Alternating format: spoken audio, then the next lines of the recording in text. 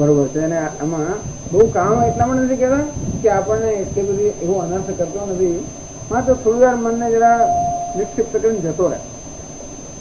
તો પેલો જે કામજન્ય તીવ્ર અભિલાષ એ તો ગમે તેમ કરીને આપણે પછી ઈડી ખવડાવડાવે અને ત્યારે છોડે, અને પછી એને માટે ભેગી કરવું પડે, બધું કરાવડાવે. એમ તેમ લોકો ગુલામ થતા હોય છે ને, કારણ કે વસ્તુ વગર ના ચાલે. અને માટે આપણે ગુલામ બનીએ. કોણ આપણો ગુલામ? આ કામ એ આપણે પરતંત્ર બનાવે છે. તો કામ એટલે અમુક વસ્તુ વગર મને ન ચાલે. એનો અર્થ એ થયો તું કોને નિયંત્રણમાં આવી ગયો? એ વસ્તુના નિયંત્રણમાં આવી ગયો. હું મારી સ્વતંત્રતા ગુમાવી બેઠો. એટલા માટે આ કામ તૃષ્ણા જે છે, તીવ્ર અભિલાષ છે, એની સામે આ વેદાંત શાસ્ત્રમાં આટલો બધો વિરોધ તો નથી, પણ એની આટલી ચર્ચા છે. અહીં ઘણી વાર ગેરસમજને કારણે લોકો માને છે ત્યાગ કરવો તો આપણે સ્વતંત્ર પણ નથી. ઈચ્છાનો ત્યાગ તો ત્યારે થાય, ઈચ્છાનું કારણ હોય એનો ત્યાગ થાય. એની ચર્ચા તો આગળ આવશે. પણ અત્યારે તો પેલા વૈરીને આપણે ઓળખાણ આપે કે એક આ વૈરી છે તો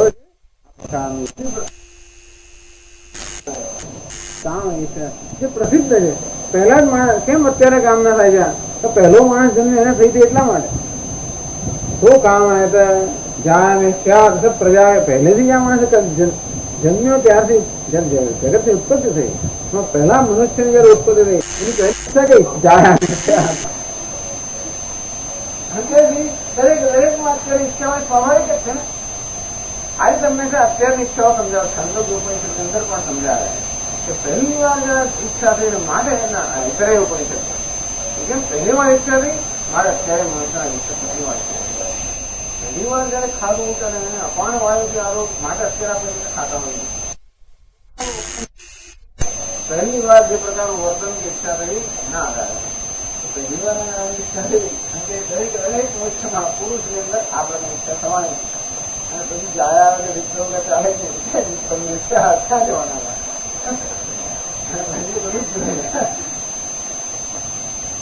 બધી એષણાઓ આપવામાં આવી જાય. એટલે કામ ની અંદર બધી એષણાઓ આવી જાય. એના વગર ના ચાલે બધા એષણાઓ. કામ એ છે સર્વલોક શત્રુ. સર્વલોકનું શત્રુ છે કામ. શત્રુ છે બીજું શત્રુ નથી. કામ જ માત્ર શત્રુ છે. જેમ નિમિત્તા સર્વાનર્થ પ્રાપ્તિ પ્રાણીના. જેમ નિમિત્તા જેને કારણે પ્રાણીનામ સર્વ અનર્થ પ્રાપ્તિ.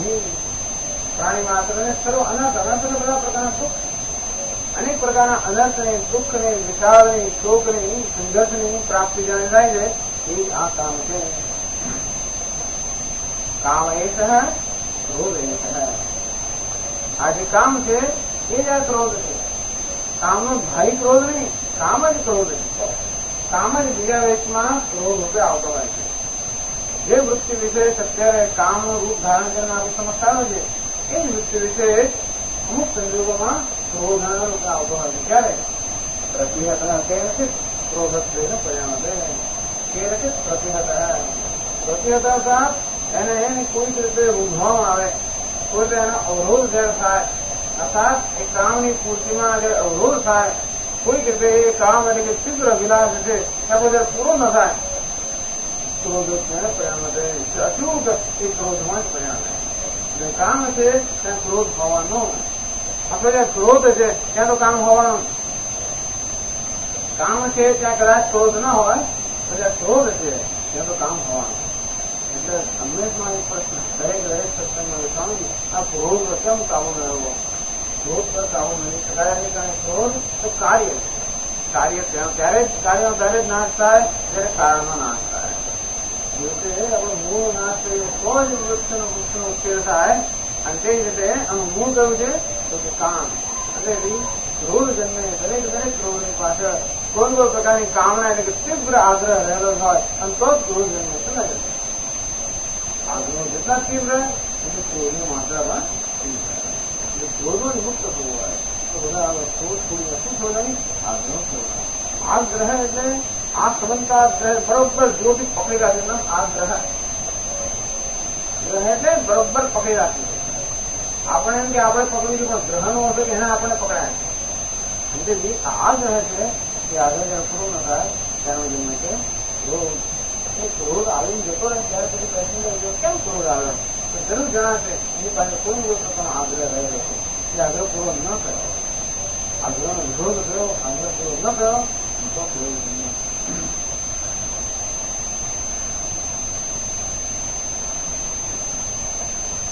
એટલે कैसे आगा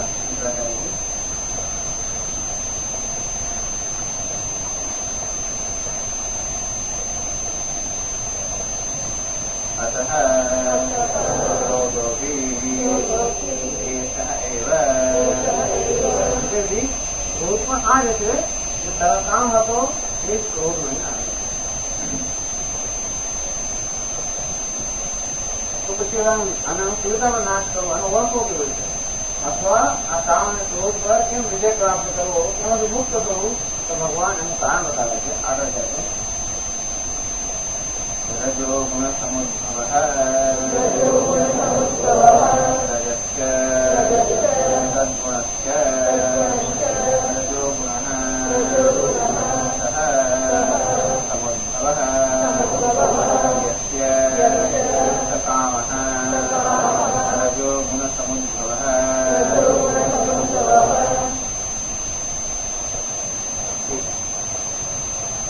रजो गुण समूह रजस्य सद्गुण रजो गुण એની સંખ્યા છે.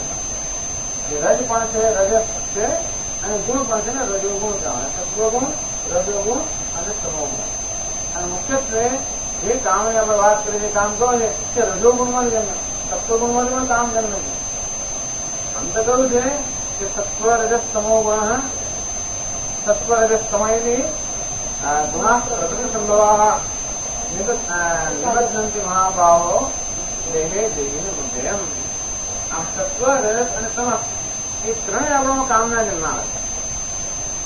સત્વથી ધ્યાનની ઈચ્છા જન્મે, સુખ જન્મે અને ધ્યાનની ઈચ્છા જન્મે. હજી એ કામની એ વાત ભગવાન નથી કરતા, અત્યારથી વાત છે. રજોગુણ સમુદ્ભવ કામ એ રજોગુણ અને ક્રોધ એટલે તમોગુણ. રજસમાં જન્મે તમસ જન્મે. અત્યારે રજોગુણ સમુદ્ભવ રજોગુણ જે છે સહજ સમુદ્ભવ શું કારણ જે રજોગુણમાંથી જન્મ્યો છે એને કહે છે રજોગુણ સમુદ્ભવ. રજોગુણમાંથી જન્મ્યો છે માટે રજોગુણ સમુદ્ભવ. એ તો બીજું પણ એમાં બીજું પણ ગુણ રજ એટલે રંજનાત્મક ગુણ સત્ય ગુણો કાર્યભૂતો કૃષ્ણ આસંગો. રજસનો જે ગુણ છે અર્થાત રજસનું જે પરિણામ, ગુણમાં તો પરિણામ પણ થાય. પ્રકૃતિ ગુણ સંબંધ, પ્રકૃતિનો જે વિકાર છે, ગુણ એટલે વિકાર. રજો ગુણ એટલે રજસનો વિકાર. કોણ છે? રજસનો જન્મે કૃષ્ણા જન્મે અને આસંગ એટલે આસક્તિ જન્મે. તો રજો ગુણના જે કાર્યભૂત રજોગુણના જે પરિણામ છે કૃષ્ણ અને આસક્તિ એને રજોગુણ કહેવામાં આવે છે. સૌ ઉદ્ભવ એટલે કૃષ્ણા અને આસક્તિનો જન્મ થાય એમ કે છે રજોગુણ સમુદ્ભવ. કૃષ્ણાના આસક્તિ રજોગુણમાં જન્મે છે. રજોગુણ એટલે કૃષ્ણ અને આસક્તિ. કૃષ્ણ શેમાં જન્મે? રજસમાં જન્મે. સાત્વિક જયારે મનની સ્થિતિ હોય ત્યારે કોઈ વખતે કૃષ્ણ ન હોય, ત્યારે મનમાં વૈરાગ્ય હોય. વૈરાગ્ય મન ક્યારે હોય? મન સાત્વિક હોય ત્યારે. અને ત્યારે જ્ઞાનની ઈચ્છા જન્મે. ત્યારે વસ્તુનો ભોગવવાની ઈચ્છા ના જન્મે. યોગની કે જ્ઞાનની ઈચ્છા ક્યારે જન્મે? મનમાં જયારે સત્વ હોય ત્યારે. ભોગની અને કર્મની ઈચ્છા ક્યારે જન્મે? રજોગુણમાં ત્યારે. અને નિદ્રાની વગેરે ઈચ્છા ક્યારે જન્મે? તમોગુણમાં ત્યારે. ભોગ એટલે કે આસક્તિ અને કર્મ એટલે કે કૃષ્ણ અને આસક્તિમાંથી આ ભોગ અને કર્મ આવું જન્મતું હોય છે. એ મનુષ્યના મનને જે વિક્ષિપ્ત બનાવે, વ્યાકુળ બનાવે. આમ જયારે આવો રજોગુણ જન્મે ત્યારે મનુષ્યનો વ્યાકુળ બની જાય. કોઈ સત્ય તીવ્ર આસક્તિ, તીવ્ર કૃષ્ણ મન જન્મે છે. આ કામ કૃષ્ણ હોય મન દરેકનું કામ એટલે ઈચ્છા, પ્રવ ઈચ્છા જન્મે. એક આસક્તિ હોય તો પ્રાપ્ત કરવાનું પ્રવ ઈચ્છા જન્મે. દુઃખ તો પલાહ આ હતો. જયારે આવું કૃષ્ણ હોય, આસક્તિ હોય ત્યારે દુઃખ જન્મવાનું છે. કૃષ્ણને આસક્તિઓનો લોકો જોતા હોય છે, બાંધતા હોય છે અને એના વગર પછી આપણે દુઃખિત થઈ જઈએ. તેથી આ કૃષ્ણને આસક્તિ વસ્તુ છે તો મનુષ્યના દુઃખનું કારણ છે અને માટે વૈરી કહે. ભગવાન કેમ કારણે વૈરી કહે? કારણ કે કૃષ્ણ આસક્તિ જે વસ્તુ બાંધે છે, વર્તન કરવાના આવે છે અને એમ કરીને એને માને ખૂબ ઉત્પન્ન કરે છે.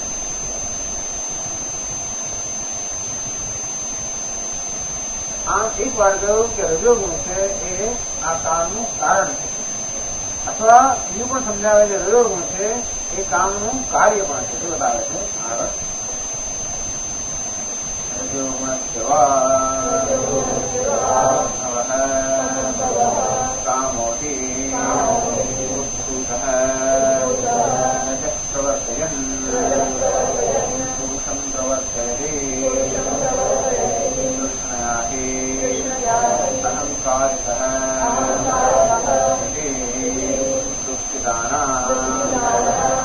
કાર્યે સેવાદો પ્રવૃત્તાનાપસ્તુયતે રજોગુણ સેવા સમુદ્ર એટલે કારણ. રજોગુણ સેવા કારણમ એમ કહી શકાય કે આ કામ જે છે એ રજોગુણને જન્મ આપે છે. એ રજોગુણમાંથી જન્મ છે અને પાછો રજોગુણને જન્મ આપે છે. અને તેથી કામ હોય ત્યાં રજોગુણ હંમેશા એ જવાઈ જવાનું. કામ જન્મે છે રજોગુણમાંથી, એ તૃષ્ણા આસક્તિમાંથી, અને નવી તૃષ્ણા આસક્તિને જન્મ આપે છે. સાબુદ એમ કહો છો કે રજોગુણમાંથી તો સમજાવે છે કામો હિ ઉદ્ભૂત રજત પ્રવર્તયન પુરુષમ પ્રવર્તયતી. મનમાં જે તીવ્ર કામનાનો ઉદ્ભવ થાય ત્યારે એ માણસના મનને કેવું બનાવી દે? એકદમ નિક્ષિપ્ત બનાવી દે, સક્રિય બનાવી દે, વ્યાકુળ બનાવી દે. રજત પ્રવર્તયન મનને માણસને વ્યાકુળ બનાવીને પછી પુરુષમ પ્રવર્તયતી અને બળપૂર્વક એની પાસે કર્મ કરાવે. એકવાર તીવ્ર ઈચ્છા મનમાં જન્મે પછી તો આપણે શાંત રહી ન શકીએ. ઈચ્છાને પૂરી કરે છૂટકો. એકવાર મનમાં ઈચ્છા જન્મી પછી તો બળબળ થતી જ જાય. જોઈએ છે, જોઈએ છે, જોઈએ છે, જોઈએ જ છે, જોઈએ જ છે એમ કરી કરીને ઈચ્છા પ્રવાહની પ્રવૃત્ત થતી જાય. અને પછી ધીરે અંતેથી પુરુષમ પ્રવર્તયતી શંકરને આ મનુષ્યને પ્રેરિત કરે છે. એટલે હંમેશા પ્રવૃત્તિ એ રજોગુણનું સૂચન કરે છે. પછી પાછળ કહે પાછળ પછી દુઃખી થાય. એકવાર માતા બીજું ખવડાવે પછી દુઃખી થાય. કામ કરાવે કૃષ્ણ હરિહમ કાર્ય દુઃખીતા નામ મને દુઃખી પાછળ થાય. ત્યારે કીધું આ કૃષ્ણાથી મને કૃષ્ણાએ મારા કામ કરાવ્યું એમ કૃષ્ણ કામ કરાયું અને હવે હું દુઃખી થયો. દુઃખીના નામ રજત કાર્ય સેવાઓ પ્રવૃત્તા નામ અથવા તો લોકો બિચારા મજૂરી કરે છે. જોઈતું હોય તમે એ નક્કી કર્યું કે મારે તો છૂટા વગર ચાલે એને હું કરી દઉં. છૂટા મફત તો મળવાનું નથી. બે નોકરી કરે. એક નોકરીમાં પગાર પૂરતો ના મળતો હોય સામે 5 ટાઈમ કરે, આ કરે, તેમ કરીને ધક્કો વિકલ્પ કરે. એ દુઃખી થાય. એ ઘરમાં ઝઘડો થાય બધું ઘણું થાય મારી છેવડે જોયું આ બધી છૂટાની ઈચ્છા જન્મી અને એને કારણે અહંકાર કહે દુઃખીદાના રજત કાર્ય સેવા તો પ્રવૃત્તાના સેવા કરવી પડે. અત્યારે નોકરી કરવી પડે. સેવા એટલે સેવા કોઈ રીતે નોકરી કરવી પડે. અત્યારે ધસરડો કરવો પડે.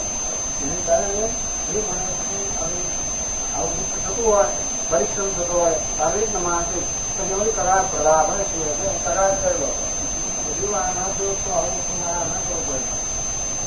આ તો પહેલું તો ગુના ભર્યું પાટીને ઘણો જતા બધું વળ્યું બીજું ત્રીજું પછી બતાવે પછી તો અમારી છૂટકો જ નથી. જવાબદારી પૂરી કરે છૂટકો અને પછી તો જવાબદારી જવાબદારી કર્યા જ કરે.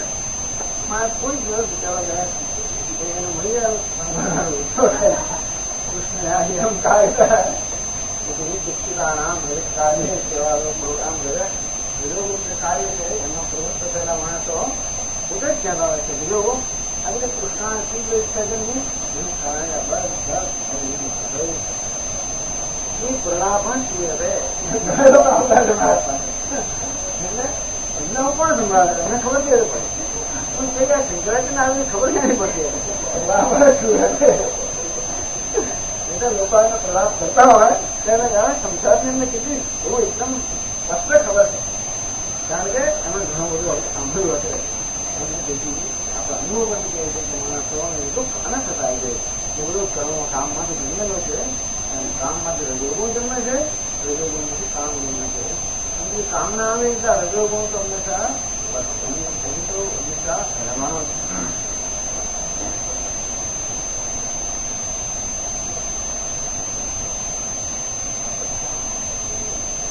હવે કેવી રીતે આપણો વૈરી છે એ સમજાવતા હવે મહાશન મહત્તમ મહાશન અતઃ એવ મહાપાપમાં કામે નહીં પ્રેરિતો જંતુ પાપમ કરોતિ અતઃ વિદ્ધીનં કામં સંસારે વૈરિણં મહાશન મહદ અસરમ અસ્ય અસરમ એટલે એની ભૂખ એવી જે મહદ એટલે જે ક્યારેય પૂરી ન થાય એવી મહાન જેની ભૂખ છે એને કહે છે ભોજન તો મહાન ખોરાક કેટલો છે મહદ અસન એનો અપરિમિત ખોરાક છે અર્થાત જેના ખોરાકનો કઈ અંતર ભૂખો અંતર નથી. અહીંયા આગળ આનંદ એટલે અગ્નિ સાથે સરખાવે છે આગળના શ્લોકમાં અને કારણ કે અગ્નિ ત્યારે સંતોષ નહીં આ કામ એવો છે એટલે કોઈ કયો વિચારો કઈ આવે નહીં. કામ શત્રુ છે શત્રુ સાથે કામ લેવાના જોવા એને માટેની નીતિ નિયમો કહેલા છે. કામ દામ દંડ અને ભેદ એટલે કામને સમજાવીને દામ એટલે એને ખુશ કરીને પછી ભેદ એટલે ભેદભાવ ઉત્પન્ન કરીને અને દંડ એટલે દંડ આપે. તો પહેલા 3 કામ ન લાગે તો ચોથો દંડ આવે. કામને સમજાવે ને સમજાવે ના કામ પાસે કામ તો કે નહીં એ સમજાવો છે નહીં. કારણ કે આ કેવો છે મહાપાપમાં એટલે અતિ ઉગ્રહ. આ કામ નો જ અત્યંત ઉગ્ર છે. પાપી એટલે અત્યંત ક્રૂર છે અથવા અત્યંત ઉગ્ર છે. સમજાવીને કામ લેવા જાય ને સમજાવવા કોઈ હોય એ સમજવો તૈયાર હોય છે અત્યંત ઉગ્ર હોવાને કારણે કોઈ રીતે સમજાવી શકાય નહીં અને અત્યંત ઉગ્ર હોવાને કારણે તો બીજો ભેદભેદ પણ કરી શકાય નહીં. અને ધારો કે એને દાન આપીને ખુશ કરવો હોય કોઈ પણ મહાશન એની ભૂખ સંતોષાય નથી તમે કેટલું ના આપો અંતેથી દાનથી પણ એને જીતી શકાય નહીં સમજાવટથી પણ જીતી શકાય નહીં ભેદથી પણ જીતી શકાય નહીં. એટલે કે એને ભગવાન કે આગળ દંડ નથી એનો બીજો કોઈ ઉપાય નથી. આ શત્રુ એવો છે તો શત્રુનો નાશ કરાય કહેવાય ભગવાન એને એવો નાશ કરવો ના છે. નાશ કરવો ત્યારે કેમ કરે એની કોઈ ઉપાય બીજો અત્યંત કામ દામ અને ભેદથી પ્રયત્ન કરતા આવે છે સમજાવટથી વગેરે ખૂબ છે એ સમજે નહીં. એક વાર મનમાં જન્મ્યો પછી કોઈ સમજાવટથી જાય નહીં. બધા જાણે છે એક વાર તીવ્ર ઈચ્છા જન્મે તમે નહીં સમજાવો એ ન જાય એને પૂરી કરે છે. એટલે કહે છે અહીંયા આગળ યત પ્રસિદ્ધ્યામ ગીહી એવમ હિરણ્યમ પશ્વસ્ત્રિય નાલમેકસ્ય તત્સર્વ વિધિમત્વા સમમ રજે. યત પ્રસિદ્ધ્યામ ગીરીહી એવમ હિરણ્યમ સમગ્ર પૃથ્વી પર જે ડાંગર જે જવ હતા જે કે અનાજ જે હિરણ્ય એટલે કે જે સુવર્ણ પશુઓ સ્ત્રીઓ જે કઈ બધું જ જગતની અંદર છે નાલમ એક જ છે તત્સર્વ બધું એક જ માણસ આપો ને નાલમ તો પણ એમણે પૂછતું નથી.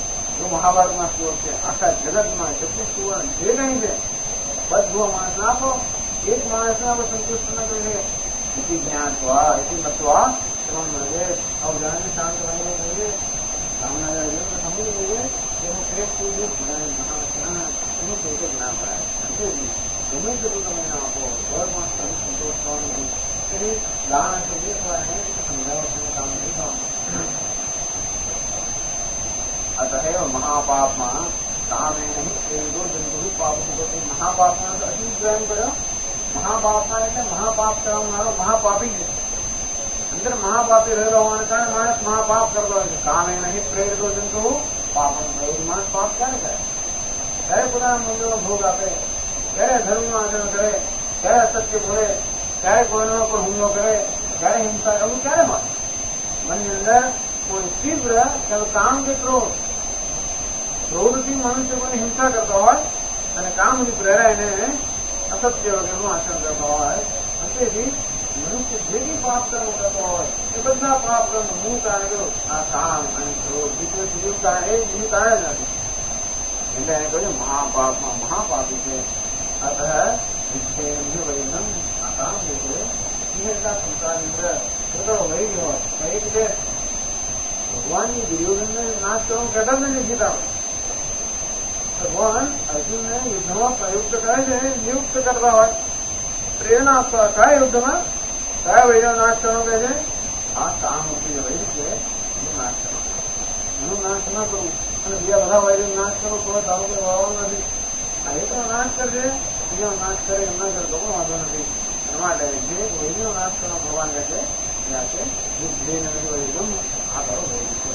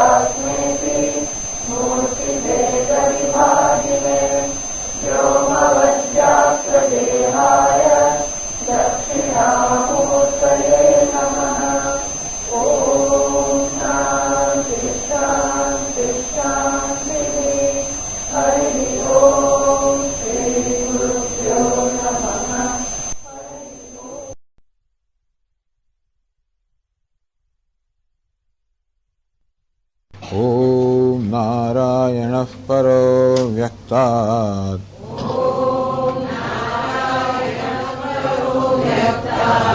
अंडमव्यक्तसंभवम् अंडस्यान्तस्त्विमे लोकाः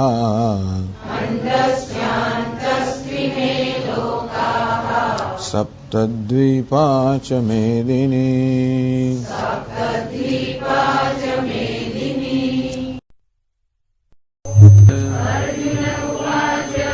अथ केन प्रयुक्तोऽयम् पापं चरति पूरुषः अनिच्छन्नपि वार्ष्णेय बलादिव नियोजितः श्रीभगवानुवाच काम एष क्रोध एषः रजो गुणसमुद्भवः महाशनो महापाप्मा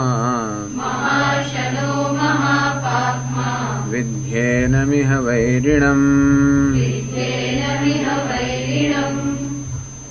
काम एषः क्रोध एषः इदं मे भूयात् इति तीव्र अभिलाष हेतुभूतः.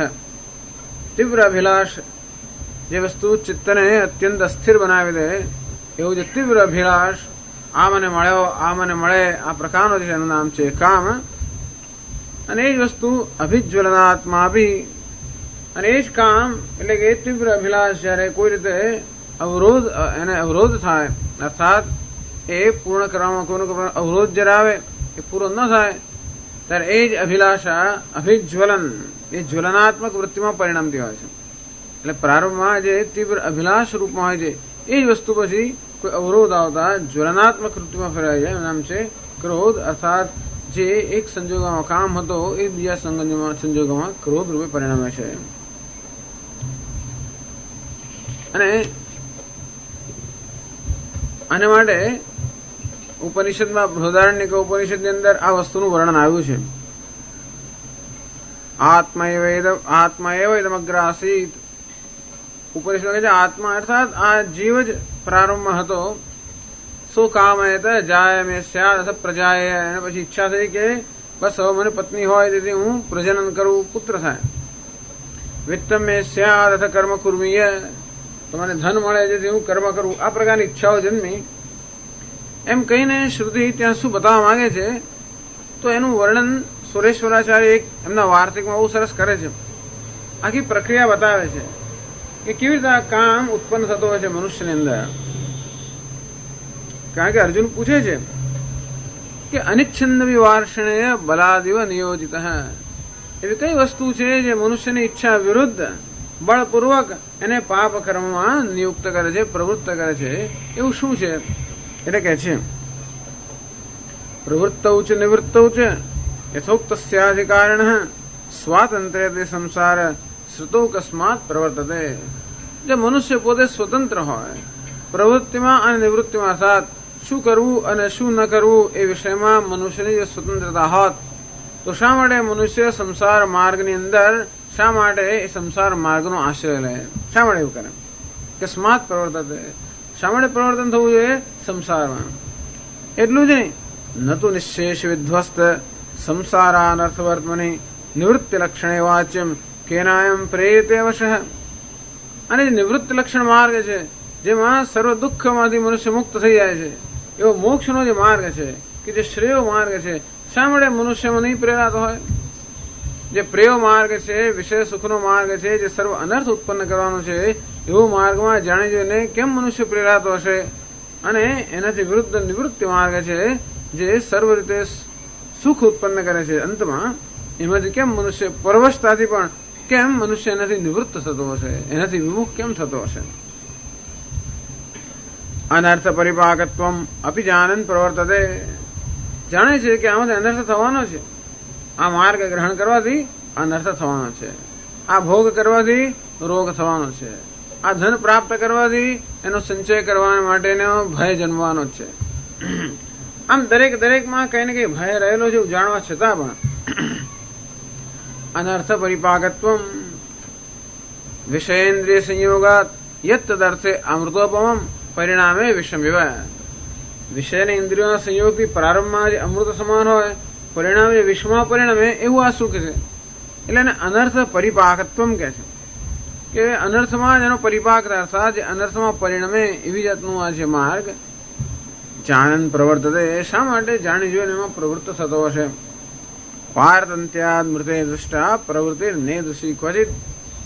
માણસ પોતાનો જ અનર્થ વરી લે એવી પ્રવૃત્તિ જો પરતંત્ર હોય તો જ હોઈ શકે, નહીં તો ન હોઈ શકે. આ જ મનુષ્યની પરતંત્રતા બતાવે છે કે જેમાંથી અનર્થ થવાનું છે એવું જાણે છે, એમાં પણ મનુષ્ય પ્રવૃત્ત થાય એ જ બતાવે છે કે મનુષ્ય કશાક વડે પરતંત્ર છે. જો સ્વતંત્ર હોત તો ક્યારે પણ પોતાનું અનર્થ નોતરે એવો માર્ગ એને ક્યારે ગ્રહણ ન કર્યો હોત. તસ્માત શ્રેયોર્થિન પુંસ પ્રેરકો નિષ્ઠ કર્મણી વક્તવ્ય.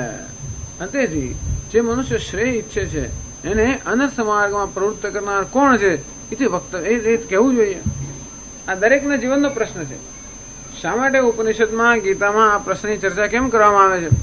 માત્ર અર્જુના જ પ્રશ્નમાં ઉત્તર આપવામાં આવ્યો નથી, દરેકનો આ પ્રશ્ન છે કે કઈ વસ્તુ છે જે અનર્થમાં પ્રેરે છે અને મને શ્રેય માર્ગમાંથી ભ્રષ્ટ કરીને જે મારું અશ્રેયસ કરનાર અથવા અનર્થ કરનાર માગે છે એમાં મને પ્રવૃત્ત કરે છે, એવી કઈ વસ્તુ છે? પ્રેરક અનિષ્ટ કર્મણી પ્રેરક વક્તવ્ય. અનિષ્ટ કર્મમાં પ્રેરિત કરનાર જે વસ્તુ હોય એ શું છે એની સ્પષ્ટતા શાસ્ત્રે કરવી જોઈએ. તદ નિરાશાર્થમ આ પ્રકારનો પ્રશ્ન પૂછે એ પ્રશ્ન ઉત્તરમાં કહે છે ઇત્યર્થા સાત પરાશ્રુતિ. આ જે શ્રુતિ છે આત્મા વા ઇદમેક અગ્ર આસીત, એ જે શ્રુતિ છે તો આત્મા એવ ઇદમ અગ્ર આસીત, એ જે શ્રુતિ છે એ આ વસ્તુ કહે છે કે જે આ પ્રકારે મનુષ્યને પરતંત્ર બનાવે એ વસ્તુ કઈ છે? એ વસ્તુનું સ્પષ્ટીકરણ કરવા માટે બૃહદારણ્યકમાં આ વર્ણન છે. અનાપ્ત પુરુષાર્થો એમ. આત્મા એટલે કોણ? સચ્ચિદાનંદ આત્મા નહીં. અનાપ્ત પુરુષાર્થો એમ નિશેષાનર્થ સંકુલ. આત્મા એટલે જીવાત્મા. એ કેવો છે? અનાપ્ત પુરુષાર્થ, જેના જીવનનો પુરુષાર્થ હજી સિદ્ધ થયો નથી. નિશેષાનર્થ સંકુલ, અનેક પ્રકારના અનર્થ જેનામાં છે. ઇતિ અકામયત અનાપ્તાન પુમાર્થાન સાધને જડ. આ મનુષ્ય જડ છે, જડ એટલે અજ્ઞાની છે. અંતેથી એવું ઈચ્છે છે, જયારે માણસ કામના કરે છે ત્યારે એવી જાતની એની ઈચ્છા હોય છે કે ધારણા હોય છે કે મારા જીવનનો સર્વ પુરુષાર્થ આનાથી સિદ્ધ થશે.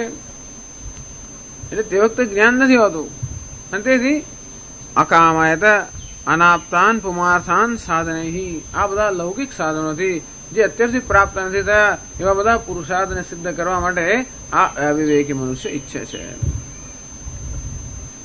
જિહાસતી તથા અનર્થાન, અવિદ્વાન અને અવિવેકી પુરુષ માને છે કે આ પ્રકારે આ માર્ગ ગ્રહણ કરવાથી બધા અનર્થનો ત્યાગ થશે. અર્થાત આ પ્રેય માર્ગ કે આ વિષય ભોગનો માર્ગ ગ્રહણ કરવાથી બધા અનર્થમાંથી પોતે મુક્ત થઈ જશે અને પોતાના બધા પુરુષાર્થ સિદ્ધ થશે એવા જડ અર્થાત અજ્ઞાની અવિદ્વાન અર્થાત અવિવેકી મનુષ્ય માને છે. અવિદ્યોદ્ભૂત કામ સન અથો ખલ્વિત શ્રુતિ, અથો ખલુ આ જે શ્રુતિ છે કે ભાઈ આ અવિદ્યા ઉદ્ભૂત કામ સન, આ મનુષ્યમાં જે કામના જન્મે છે એ શેમાંથી અવિદ્યામાંથી જન્મતી હોય છે. અકામતઃ ક્રિયા કાશ્ચિત દૃશ્યતે નેહ કસ્યચિત, એવું ક્યારે ન બને મનુષ્ય ક્રિયા કરતો હોય એ કોઈ દિવસ કામ વગર જન્મે એવું બની જ ના શકે. યદ્યદ્ધિ કુર્તે જંતુ તત્તત કામસ્ય પ્રેરિતમ, મનુષ્ય જે કઈ કર્મ કરતો હોય હંમેશા કોઈ કામનાથી જ પ્રેરિત થઈ રહ્યો હોય. કોઈ પ્રવૃત્તિ કોઈ કામના વગર પ્રેરિત થઈ રહ્યો એવું ક્યારે જોવામાં આવતું નથી. અજ્ઞાની પુરુષની વાત છે. અંતેથી માણસ પ્રવૃત્તિ કરે છે, એ પ્રવૃત્તિ દ્વારા કોઈક વસ્તુ પ્રાપ્ત કરવા ઈચ્છે છે, એમ કરીને પોતાના અનર્થમાંથી મુક્ત થવા ઈચ્છે છે. આ અવિવેક પૂર્વકની પ્રવૃત્તિ જ બતાવે છે કે મનુષ્યમાં અવિવેક તો છે, એમાંથી જન્મેલો કામ પણ છે. કામેશ ક્રોધેશ ઇત્યાદિ વચનમ સ્મૃતે પ્રવર્તક ન અપર્વત કામાદન્ય પ્રતીયતે. તેથી મનુષ્યને અનર્થ માર્ગમાં પ્રેરિત કરનાર કામથી બીજો કોઈ જણાતો નથી. ઉપનિષદ પણ કહે છે અને ગીતા પણ કહે છે. એટલે આ એક કામ છે જે મનુષ્યને સર્વ અનર્થમાં પ્રેરિત કરે છે. વિધ્યેય વૈરિણમ આમ કરીને આ વૈરીનું ઓળખાણ આપે છે. પછી કહે છે સામ દામ દંડ અને ભેદ. સામ એને ખુશ કરવાથી થવાનું કે મહાશન, એની ભૂખ એટલી છે કે કોઈ દિવસ સમય નહીં, ગમે તેટલું દાન આપો, ગમે તેટલો ખુશ કરવાનો પ્રયત્ન કરો, એ ક્યારેનું પેટ ભરાવાનું જ નથી. મહાપાપમાં અત્યંત ઉગ્ર છે. મહાપાપમાં એટલે મહાપાપી છે, અત્યંત ઉગ્ર છે. અને તેથી તમે એને ભેદ આપવા, ભેદ અર્થાત એનો ભેદ પાડવા જાઓ કે પછી એને સમજાવવા જાઓ એ પણ ચાલવાનું નથી. અને તેથી માત્ર દંડ, એને દંડ આપવો એ જ આ શત્રુનો ઉપાય છે, બીજો કોઈ ઉપાય નથી. સામ દામ ભેદ અને દંડમાં સામ દામ અને ભેદ આ વૈરી સામે ચાલે એમ નથી, અને માટે કામ નામના વૈરી સામે દંડ એક માત્ર ઉપાય છે. મહાપાપમાં અર્થ એ પણ ખરો કે પાપ કરાવતો હોય છે. બધા મનુષ્યો જે પાપ કરતા હોય છે એની પાછળ એક કામ જ એક જ હોય છે, કામ. અને કારણ કે ઈચ્છા એવી છે ક્યારે પૂરી થાય નહીં. અંતેથી એક સમય જયારે એવો જ આવે કે મનુષ્યની ઈચ્છા અને પછી માણસે ધર્મનો અધર્મનો માર્ગ પણ ગ્રહણ કરવો પડે. ધર્મ માર્ગથી ઈચ્છા અમુક અંશે સંતોષાય અને ઈચ્છા તો એવી વધારે પ્રબળ બનતી જ જાય. અંતેથી માણસે ધર્મનો ભોગ આપવો પડતો હોય છે. અંતેથી એને મહાપાપમાં ગયો છે. જે કે અત્યારે પાપ આપણે જોઈએ છે આપણામાં કે આપણી આસપાસ બધું એક અથવા બીજી રીતે આ કામનાથી જ પ્રેરાયેલું હોય છે. હવે કેવી રીતે આ વૈરી છે એ બીજા દ્રષ્ટાંતથી હવે સમજાવે છે. કહે છે શંકરાચાર્ય આગળ 38મા શ્લોકના અવતરણમાં કથમ વૈરી ઇતિ દૃષ્ટાંતૈ પ્રત્યાયતે. આ કામ કેવી રીતે આપણો વૈરી છે એ દૃષ્ટાંતથી આપણને સમજાવે છે. એ કેવી રીતે મહાપાપનું કારણ છે એ 3 દૃષ્ટાંત 38મા શ્લોકમાં ભગવાન સમજાવે છે. કહે છે શ્લોકમાં ધૂમેનાવ્રિયતે વહ્નિઃ યથાદર્શો મલેન ચ યથોલ્બેનાવૃતો ગર્ભઃ તથા તેનેદમાવૃતમ.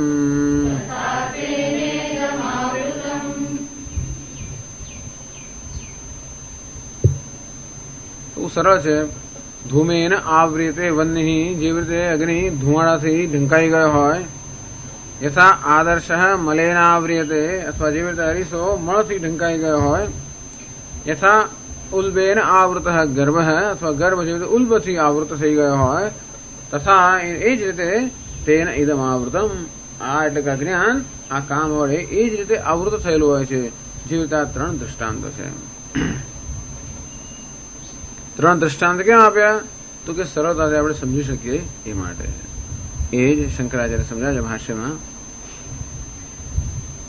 ધૂમેન સહજેન આવ્રિયતે વહ્નિ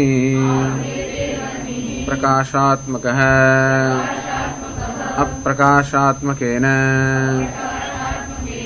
યથાવા આદર્શો મલેન ચ યથોલ્બેન ગર્ભવેષ્ટનેન જરાયુણા આવૃતઃ આચ્છાદિતો ગર્ભઃ તથા તેનેદમાવૃતમ.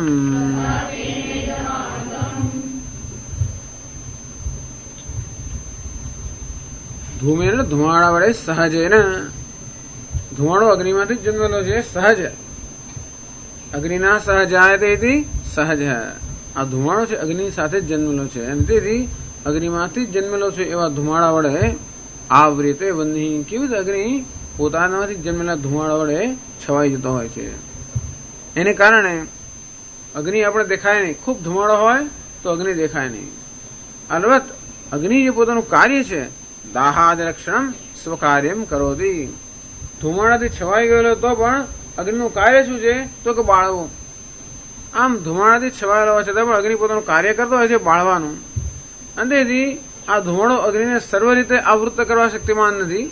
માત્ર એનું સ્વરૂપ જે છે એ આપણે ન જણાય પરંતુ એનું કાર્ય છે એ કાર્ય તો ચાલુ જ રહેતું હોય છે. અગ્નિ છે પણ ખબર પડે અને જ્વલનાત્મક કાર્ય પણ થાય માત્ર અગ્નિનું જ્ઞાન આપણને ન થાય એટલું જ છે. પછી યથાવા આદર્શ મલેન મળથી જે આ મલ એટલે કે કચરો કે રેતી કે ધૂળ એનાથી આવૃત એટલે કે છવાઈ ગયેલો જે અરીસો છે તો આ મળ જે છે એ અરીસામાંથી જન્મ્યો નથી એટલો ભેદ છે. ધુમાડો જે છે એ અગ્નિમાંથી જ જન્મેલો છે. આ મળ જે છે અરીસામાંથી જન્મેલો બીજે ક્યાંકથી જન્મેલો છે બીજે ક્યાંકથી આવેલો છે. અને એવો આપણને અગ્નિ એટલે અરીસો છે એવું ખબર પડે પણ અરીસાનું જે કાર્ય છે અર્થાત પ્રતિબિંબિત કરવું એ કાર્યને પણ ઢાંકી દે છે. જો જે ધુમાડો છે એ અગ્નિના કાર્યને ઢાંકતો નથી માત્ર અગ્નિના સ્વરૂપને જ આપણાથી એ ઢાંકે છે. પરંતુ આ જે ધૂળ જે છે એનાથી જયારે અરીસો છવાઈ ગયો હોય ત્યારે અરીસો પોતાનું જે કાર્ય છે પ્રતિબિંબિત કરવાનું એ કાર્ય પણ કરી શકતો નથી એટલે વધારે પડતું આવરણ થયું.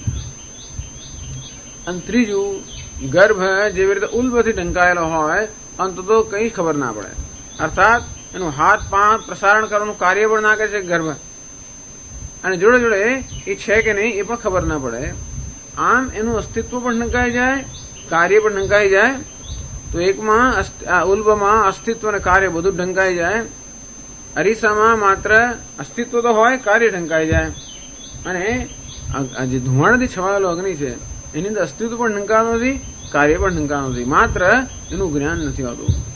એટલે 3 વધારે સ્થૂળતર અને સ્થૂળતરતમ આવરણની વાત કરે છે. એક સ્થૂળ આવરણ બીજું સ્થૂળતર આવરણ ત્રીજું સ્થૂળતમ આવરણ એ 3 આવરણની વાત કરે છે.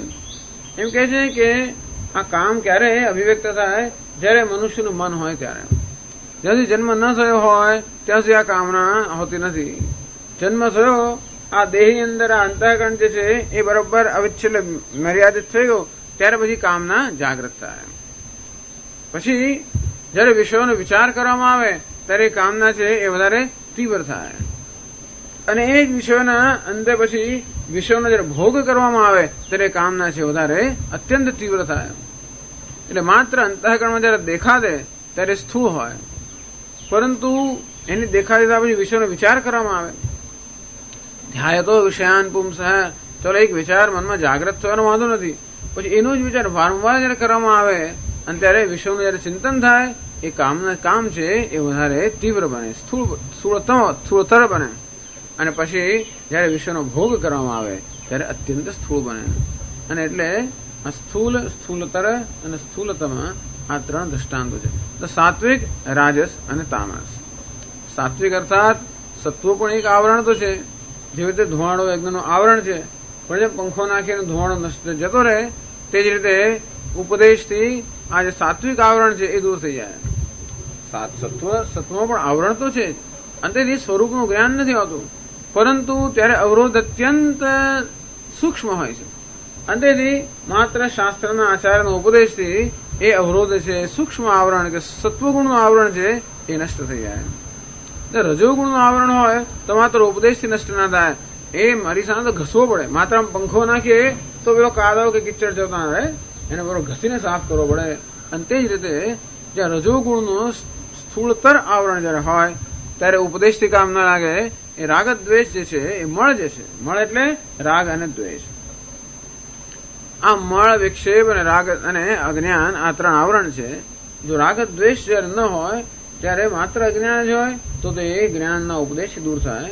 પણ જયારે રાગ દ્વેષ પણ અંતઃકરણમાં હોય, આમ અંતઃકરણ મલિન થઈ ગયું હોય અને તેથી આત્માનું વિકૃત પ્રતિબિંબ પાડતું હોય ત્યારે જે અરીસાને આપણે ઘસવો પડે તો અંતઃકરણ આપણે ઘસવું પડે. શેનાથી?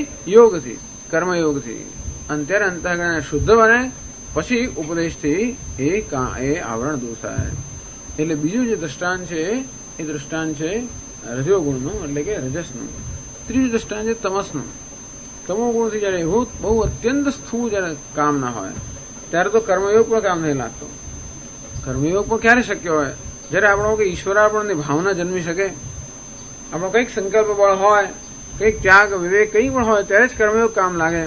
એવું કશું જયારે ન હોય ત્યારે તો જેમ 9 મહિના થાય ત્યારે પછી ગર્ભ નીકળે બહાર ત્યારે ખબર પડે કે છે. તેવી રીતે એ પરિપક્વતા માટે મનુષ્ય ખૂબ રાહ જોવી પડે, અર્થાત પોતાની ફરજ બજાવવી જોઈએ. પણ પહેલા તો સકામ કર્મ જ થાય. એટલે પહેલામાં સકામ કર્મ થાય, બીજામાં નિષ્કામ કર્મ અને ત્રીજામાં શ્રવણ. આ પ્રકારની તામસ, રાજસ અને સાત્વિક આવી ત્રણ અવસ્થાઓ છે. ત્રણ આવરણ અર્થાત કામની જે ત્રણ અવસ્થાઓ બતાવી: સાત્વિક અવસ્થા, રાજસ અવસ્થા અને તામસ અવસ્થા. અને જયારે એ કામ રજસ થાય ત્યારે કેવો વધારે પ્રબળ બને અને તામસ થાય ત્યારે અત્યંત પ્રબળ બને એ વસ્તુ ભગવાન બતાવી.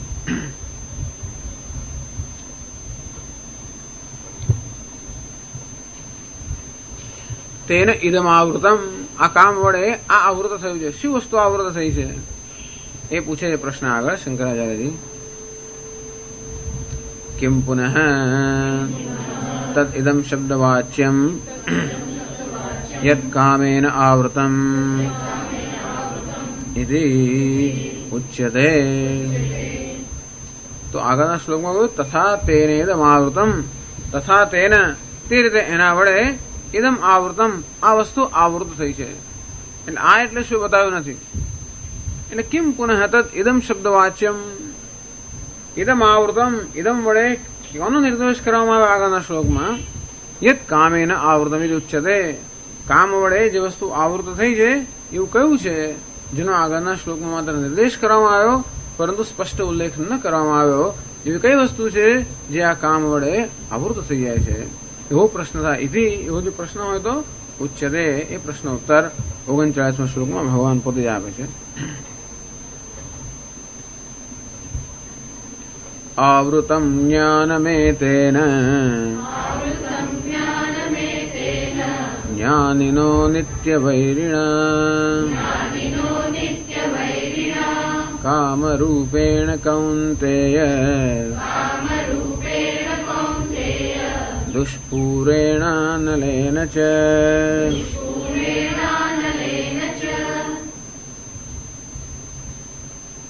આવૃતમ જ્ઞાનમેતેન, એતેન કામેન જ્ઞાનમ આવૃતમ. આ કામ વડે જ્ઞાન અર્થાત આપણે વિવેક બુદ્ધિ આવૃત થઈ જાય છે. જ્ઞાનનો અર્થ સચ્ચિદાનંદ આત્મા એવું નથી કરવાનું, પરંતુ આના વડે આપણે વિવેક બુદ્ધિ જે છે જેમાં જ્ઞાન ઉત્પન્ન થાય છે. જ્ઞાનમ એટલે જ્ઞાયતે અનેન ઇતિ જ્ઞાનમ, જેના વડે જ્ઞાન પ્રાપ્ત થાય છે. અર્થાત જે વિવેક બુદ્ધિ આપણી છે જેમાં પણ આત્માનું જ્ઞાન પ્રાપ્ત થઈ શકે એ વિવેક બુદ્ધિને જ આ કામ જે છે એ આચ્છાદિત કરી દે છે. એ કામ કેવો છે? જ્ઞાનિનઃ નિત્યવૈરિણા. આ કામ જે જ્ઞાની પુરુષનો કે વિવેકી પુરુષનો હંમેશનો વૈરી છે. મૂર્ખ લોકોનો વૈરી નહીં હોય, પણ વિવેકી છે એનો વૈરી છે. કેવો છે? કામ રૂપેણ. કામ એ જેનું સ્વરૂપ છે હે કૌંતેય, એ કેવો દુષ્પુર અર્થાત જેનું ક્યારે પણ પૂર્ણ ના થાય, અનલયન છે, દુષ્પુર અનલ, અનલ એટલે કે અગ્નિ જેનું ક્યારે પણ સંતુષ્ટ ન થાય એવું જ આ કામ છે. એના વડે જ આ મનુષ્યનું વિવેક જ્ઞાન છે એ આવૃત થઈ ગયો છે. એ સમજાવે છે ભાષ્યમાં.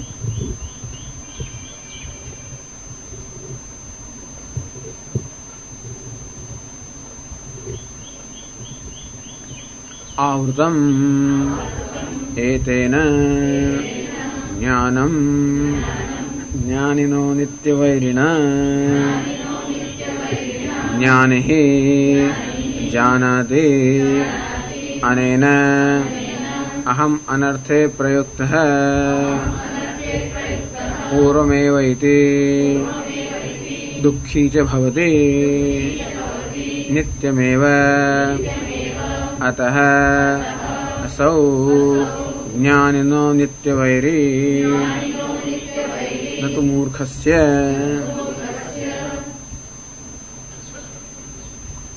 કે છે કે આવૃતમ જ્ઞાનમેતેન જ્ઞાનિન નિત્યવૈરિણા, આ કામ જે છે જ્ઞાની પુરુષનો હંમેશનો વૈરી છે, નિત્ય વૈરી. વૈરી તો ખરો દુશ્મન, પણ આ કેવો છે? નિત્ય વૈરી, હંમેશનો દુશ્મન છે. કોને માટેનો? જ્ઞાની માટે કે વિવેકી પુરુષ માટે. કોઈ પ્રશ્ન પૂછે કે બધાનો વૈરી છે, કામ જે છે તો બધાનો શત્રુ છે, તું શા માટે કહો છો કે માત્ર આ જ્ઞાનીનો શત્રુ છે અને અજ્ઞાનીનો શું શત્રુ નથી? તું કે ના, આમ તો બધાનો શત્રુ છે. તો નિત્ય વૈરી કોનો છે? નિત્ય વૈરી હંમેશનો શત્રુ, પહેલા પણ વૈરી અને પછી પણ વૈરી. એમ કરીને શંકરાચાર્ય પોતાના વ્યાખ્યાનમાં જ્ઞાની અને અજ્ઞાની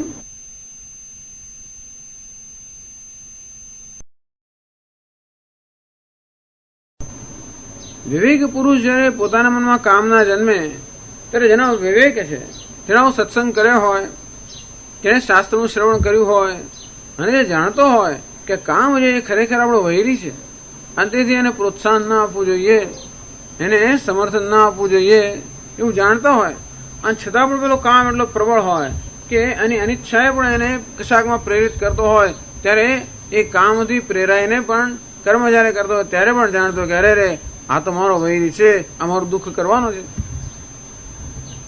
અહમ અનેન અનર્થે પ્રયુક્ત હે, એ જાણતો હોય છે કે આ કામ વડે હું અનર્થમાં પ્રયુક્ત થઈ રહ્યો છું, અને છતાંય પ્રયત્ન કરતો હોય. કેમ?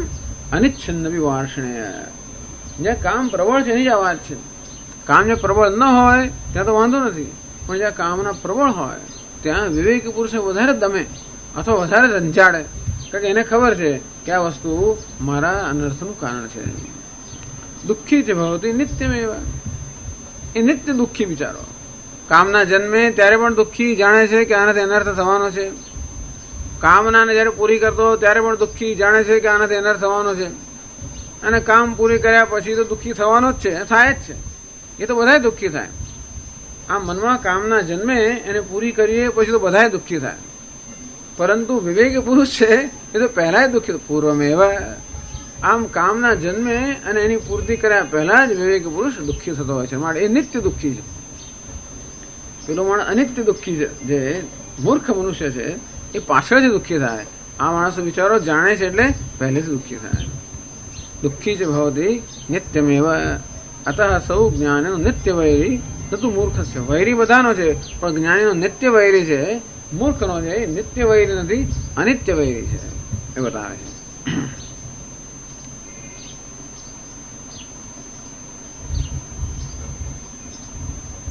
એ જ બતાવે છે, આગળ સમજાવે છે કેવી રીતે મૂર્ખનો નિત્ય વૈરી કેમ નથી. કહે છે શંકરાચાર્ય આગળ,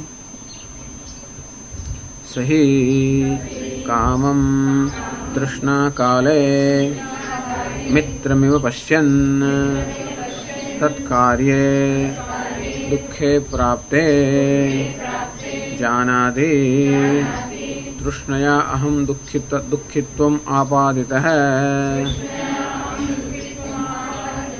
ઇતિ ન પૂર્વમ ન પૂર્વમેવ અતઃ જ્ઞાનિનઃ એવ નિત્યવૈરી. ભગવાન નિત્યવૈરી શબ્દ આપણે સમજાવવું પડે. કેમ? બધાનો વૈરી છે તો કેમ જ્ઞાનીનો નિત્યવૈરી કહો? જ્ઞાની અર્થાત બ્રહ્મજ્ઞાની નહીં, જ્ઞાની અર્થાત વિવેકી. જે બ્રહ્મજ્ઞાની છે એનો કામ શત્રુ નથી, કારણ કે એનો કામ રહ્યો જ નથી. પ્રજહાત યદા કામાન, સર્વ કામનાઓ જેનામાંથી મુક્તિથી મુક્ત થઈ ગયો છે એવા જ્ઞાની પુરુષ છે. તેથી એનો કોઈ વૈરી રહ્યો નથી. તો વિવેકી પુરુષ છે એ જાણે છે તે દોષ દર્શન કરતા હોય. ઘણી વાર એવું થતું હોય ને, આપણો મનો વિચાર જન્મે, જાણે છે કે ખરાબ છે, મનને સમજાવીએ કે દોષ દુષ્ટ્યા મુહુર્મુહુ, દોષ દર્શન કરવું જોઈએ, જો તો કામના પૂરી કરશે શું થશે, અને પછી કઈ કઈ જાતને એના દુઃખ ભોગવો, બધું આપણે સમજાવીએ કે આના માટે કેટલું પ્રયત્ન કરવો પડે, આના માટે કેટલો બધું પ્રવચન તો આપણે કરીએ છીએ ને. કે કોઈ પણ લાભ એવો નથી જેમાં કંઈ ગુમાવવાનું ના હોય, કંઈ કિંમત ન ચૂકવવી પડતી હોય. આમ દરેક લાભમાં કિંમત ચૂકવવી જ પડતી હોય છે. ભોગ એ રોગ ભયમ, કોઈ પણ જાતનો ભોગ કરીએ એમાં રોગ થાય જ છે. ફલાણા નામ થયું, પેલા નામ, બધું આપણે ખબર હોય. અને જેટલો વેદાંતનો સત્સંગ સાંભળે એટલું વધારે ખબર કે આ જ વસ્તુ રોજ આમાં ચર્ચા થઈ, એક અથવા બીજી રીતે બે વસ્તુ ચર્ચા, એક તો અજ્ઞાન ને બીજું કામ, બે વસ્તુ ચર્ચા. અંતેથી ખબર હોય, આ વિવેકી પુરુષને ખબર છે કે આ કામ ના જન્મી, મારે એને પ્રોત્સાહન ના આપવું જોઈએ, અને છતાં જન્મી, અને છતાં હવે મારી પાસે કામ કરાવે છે.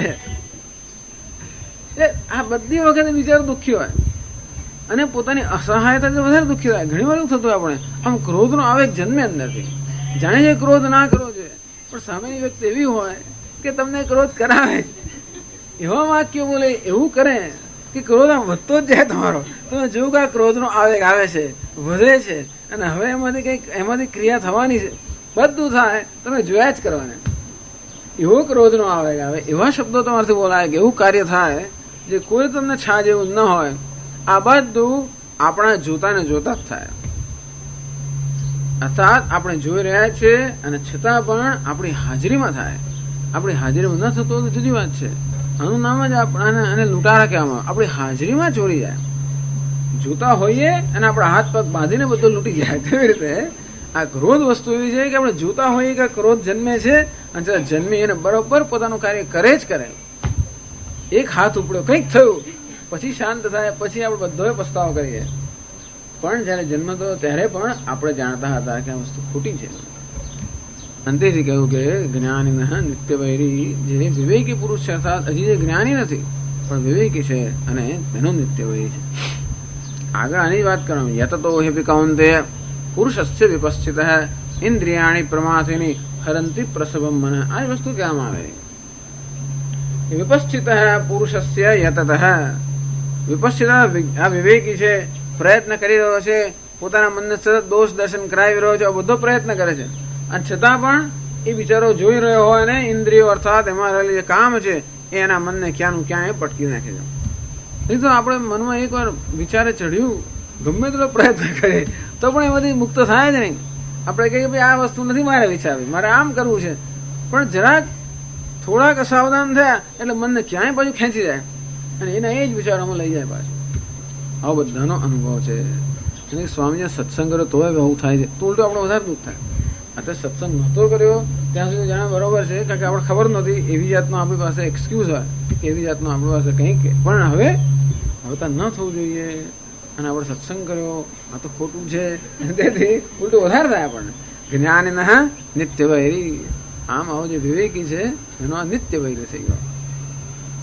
મૂર્ખનો નિત્ય વૈરી નથી, એનો પછીથી વૈરી છે. કેમ? સતુ સહી કામમ તૃષ્ણા કાળે મિત્રમેવ પશ્યન. મૂર્ખ મનુષ્ય છે, એના મનમાં જયારે કામ ના જન્મે ત્યારે પ્રોત્સાહિત છે, આહા મારો મિત્ર આવ્યો, એમ લાગે મિત્રને પશ્યન.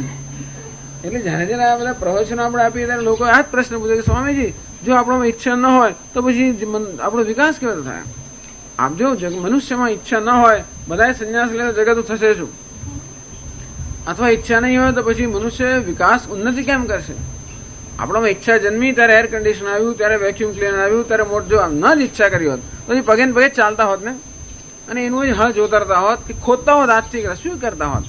પથ્થર યુગમાં એમાં જ રહ્યા હોત જો આપણે ઈચ્છા ન કરી હોત. તેથી મનુષ્યમાં આટલી બધી ઉન્નતિ કરી જે બીજા પશુ પક્ષીઓ પ્રાણીઓ નથી કરી, અને મનુષ્ય આટલી ઉન્નતિ કરવાનો હેતુ શું? કામ કે ઈચ્છા. અને ઈચ્છા જ જો ન હોય તો મનુષ્યની ઉન્નતિ થાય કેવી રીતે? અને તેથી મોટાભાગના લોકો એમ માને છે કે આ કામના હોવી, અસંતોષ હોવો એ ખરેખર ઉન્નતિનું સાધન છે, અને હોવો જોઈએ.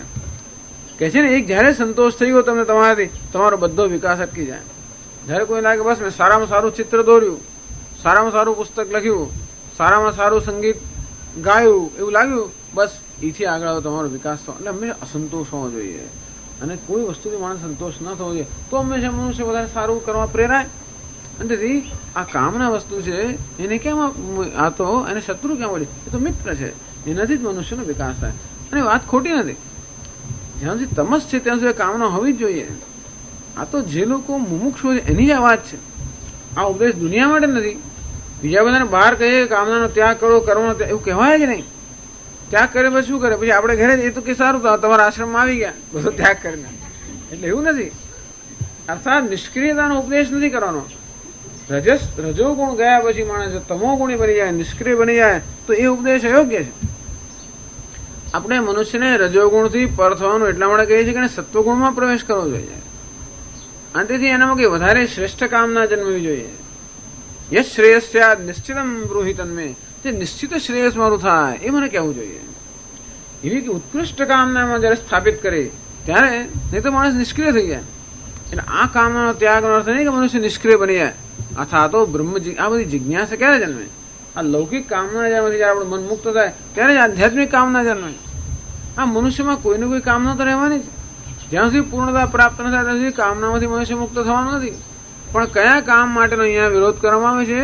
આ બહિર્મુખ જે આપણે બનાવે છે, વિષયો માટેની કામના, પ્રયોગ માર્ગ માટેની કામના, જે આપણને આત્મામાંથી પ્રચ્યુત કરે, આપણને આ આત્માથી વિમુખ કરે અને વિષયોને અનાત્માને અભિમુખ કરે, એ પ્રકારના કામ નહીં. જે કામ આપણા આત્મામાં અભિમુખ કરે એ કામ કે એને જિજ્ઞાસા કામ આવે છે. અર્થાત એ પણ ઈચ્છા છે, જ્ઞાતમ ઈચ્છા જિજ્ઞાસા. એટલે ઘણા એવો પણ પ્રશ્ન કરે, સ્વામી ઈચ્છા તો ખરી જ ને, પણ એ મોક્ષની ઈચ્છા તો ખરી જ ને, બસ આપ તો કહો છો ઈચ્છાનો ત્યાગ કરો છો. તો કે હા, વિષયોની ઈચ્છાનો ત્યાગ કરવો જોઈએ, અનાત્માની ઈચ્છાનો ત્યાગ કરવો જોઈએ, પરંતુ આત્માની ઈચ્છા, મોક્ષની ઈચ્છા તો હોવી જોઈએ. કશી ઈચ્છા ના હોય, બસ બધી ઈચ્છા છે તેરી સ્વામી, મને કોઈ ઈચ્છા જ રહી નથી, એવું પણ થઈ જાય. વિષયોની પણ ઈચ્છા રહી નથી, આત્માની ઈચ્છા રહી નથી, એટલે તમસ. આ શું કહેવાય? કશો રસ નથી પડતો, કોઈ ઈચ્છા રહી જાય, એનું નામ કે માણસ તામસ બની ગયો. એના કરતા એને કે તું ઈચ્છા કર તો વધારે સારું. એવા લોકો આપણે શું કહીએ? ના, ઈચ્છા હોવી જોઈએ, ધન તો કમાવવું જ જોઈએ, માણસે ક્વોલિફિકેશન મેળવવું જ જોઈએ, આમ કરવું જ જોઈએ. નહીં તો એ લોકો કેવા બની જાય? નિષ્ક્રિય બની જાય. જ્યાં સુધી મન પરિપક્વ ન થયું હોય ત્યાં સુધી આનો ભેદ સમજવો મુશ્કેલ પડતો છે માણસોને. અને ઘણી વાર આપણામાં ગેરસમજી એવી થતી હોય છે કે બસ આપણામાં વૈરાગ્ય આવી ગયો. ખરેખર આવ્યું શું છે? તમસ, નિષ્ક્રિયતા આવી ગઈ હોય. તો ચાલો, સામાન્ય મનુષ્ય માનતો હોય છે કે આ ઈચ્છા જે છે તો આપણો મિત્ર છે, એને કારણે જ આ બધી વસ્તુઓ પ્રાપ્ત થઈ. જો ઈચ્છા ન હોત તો પ્રાપ્ત કેમ થયું હોત? એને એ ખબર નથી કે આ પ્રાપ્તિની જોડે જે દોષ પણ આવતા હોય છે. જે વસ્તુઓ આપણે પ્રાપ્ત કરીએ કે સિદ્ધ કરીએ એની જોડે જોડે દોષ પણ આવવાના જ. ધન સંપત્તિ પ્રાપ્ત કરીને કેમ બચાવવા, શું કરવું, એ ચિંતાઓ એની જોડે આવવાની જ. જે કે મકાન બાંધીએ, મોટર કાર, બધાથી આપણે સગવડ તો મળે એ બરાબર છે, પણ દરેક સાથે કઈ ને કઈ પ્રકારની ચિંતા તો સંયોજાયેલી જ હોય. એ વસ્તુ આપણે જોતા નથી કે આને કારણે કયા દોષ આવે છે. દોષનું આપણે ચિંતન ન કરતા હોવાને કારણે આપણે માની લઈએ છીએ કે કામના છે તો આપણો મિત્ર છે. સહી કામમ તૃષ્ણા કાલે મિત્રમેવ પશ્યન. તૃષ્ણા જયારે થતી હોય ત્યારે એમ કે હા અમારો મિત્ર આવે એમ કરીને એને મિત્ર તરીકે આવકારે છે. તત્કાર્ય દુઃખે પ્રાપ્તે જાનાતી, પરંતુ એ તૃષ્ણા સંતુષ્ટ કર્યા પછી જયારે દુઃખ આવે, જાનાતી તૃષ્ણયા અહમ દુઃખિત્વમ આપારિત હે, ત્યારે ખબર પડી કે જો પેલી કામનાને કારણે, તૃષ્ણાને કારણે બધું દુઃખ થયું, એ તૃષ્ણા ન હોત તો મને કઈ ન થયું હોત. ઇતિ ન પૂર્વમેવ, અર્થાત એને પછી ખબર પડે છે, એનું પરિણામ આવે પછી આ મૂર્ખ મનુષ્યને ખબર પડે છે. પણ કામના જાગૃત થાય ત્યારે પછી એને તો ભૂલી જાય પાછો. એક વાર ખબર પડી તો બીજી વાર કામના શું કામ કરે? પછી તો બીજી વાર કામના પછી એવો ને ઉત્સાહી હોય પાછો કે આવ્યો મિત્ર, ચાલો એનું આપણે સ્વાગત કરો. અને પછી એ કામના પૂરી કરે, વળી પાછો એક દંડો ખાય. જેમ પેલો વાંદરો છોડે જ નહીં ને, એવી રીતે માણસ છોડે નહીં. મગફળી એમ હાથમાં પકડી રાખી માસામાં ગમે દંડા આપણે ભાઈ તું છોડી દે, તો મગફળી છોડી દો તો હાથ નીકળે ને. પેલી બરણીની અંદર મગફળી ભરી છે, હાથ નાખ્યો ખરો, મગફળી લીધી, મગફળી સાથે હાથ બહાર કાઢવા જાય તો ના નીકળે, ઉપર દંડા પડે તો પણ એ મગફળી છોડી દો જુદી વાત છે, પણ ના છોડે કે મગફળી તો ના જ છોડાય. તેથી કામના ના છોડે, દંડા આપણે ખાઈએ તો પણ એટલા માટે કહે છે કે પાછળથી ખબર પડે ને, દંડા પડે ત્યારે ખબર પડે કે આ કોને કારણે પડ્યા, આ કામનાને તૃષ્ણાને કારણે પડે. એટલે કહે છે દુઃખિત્વમ આપાદિતઃ ઇતિ ન પૂર્વમેવ અધ જ્ઞાન એવ નિત્યવૈરી. જ્ઞાની તો પહેલા જાણે છે ને પછી જાણે તો વધારે દુઃખી થાય ઉલટા. પણ હંમેશા માણસમાં વિવેક જન્મે ત્યારે દુઃખનું કારણ વધવાનું જ છે. જેમ જેમ આપણે વધારે સેન્સિટિવ બનીએ, જેમ જેમ વધારે સંવેદનશીલ બનીએ તેમ દુઃખી થવાના પ્રસંગો વધવાના જ. પહેલા ક્યારે સમજ નહોતી પડતી ત્યારે વસ્તુ ચાલી જતી. આપણા કપડા પર બહુ ડાઘા ને બધું હોય ત્યારે બે ચાર ડાઘા પડે તોય ખબર ના પડે. પણ કપડું જયારે સ્વચ્છ કર્યું પછી તો એક એક ડાઘો જેમ જણાઈ આવે તેમ આપણું મન પણ જયારે સ્વચ્છ થયું પછી નાનામાં નાની વસ્તુ એકદમ જણાઈ આવે અને તે આપણે ઉલટા વધારે દુઃખી થઈ. પહેલા કોઈના પર ક્રોધ આવે અને કોઈને બે ચાર લગાવી દે ગમે તે કે તો કઈ ના થાય, તો આવું જ હોય. આપણે માનીએ કે આવું તો થાય જ ને. પછી આવું પ્રવચનો સાંભળી સાંભળીને કે અહિંસા અને પછી ક્રોધ ના થવો જોઈએ, આમ ના થવું જોઈએ, આવી જાતનું મૂલ્ય જાગૃત થાય. પછી આપણને ક્રોધ આવે અને ભૂલી કે વેણ બોલાઈ જાય કે કશું થઈ જાય, આહા આપણે દિવસો સુધી પહેલા કદાચ થોડી વાર થાય ને ભૂલી જાય, બીજો ક્રોધ આવે એ ભૂલી જઈએ. હવે એક ક્રોધ આવ્યો તો એને કલાકો સુધી કે દિવસ સુધી પણ એની અસર થાય. કેમ? આપણે વધારે સેન્સિટિવ બન્યા, વધારે સંવેદનશીલ બન્યા. અર્થાત જે વિવેકી પુરુષ છે એને તો આ બધા દુશ્મનો જ છે, પણ એની દુશ્મનાવટ જેમ વધારે ખબર પડે તેમ એનો નાશ કરવાનો કે એમાંથી મુક્ત થવાનો વધારે ઉત્સાહ જાગૃત થાય. તેથી આપણે સંવેદનશીલ હોય, સેન્સિટિવ હોય તો ખબર પડે કે આ કામ ક્રોધ આપણે કેટલા રંજાડે છે. અને તેથી મુક્ત થવાની પણ આપણો સંકલ્પ વધારે દ્રઢ થાય. એ દ્રષ્ટિએ ભગવાને કહ્યું નિત્ય વૈરી. જ્ઞાન હતા નિત્ય વૈરી એ સર્વથા તેને હંતવ્ય એવ. આ તારો નિત્ય વૈરી છે અર્જુન, માટે સર્વથા હંતવ્ય. એનો તારે હંમેશા બધી નાશ જ કરવો જોઈએ, કારણ કે હંમેશા તને દુઃખ આપતો હોય છે.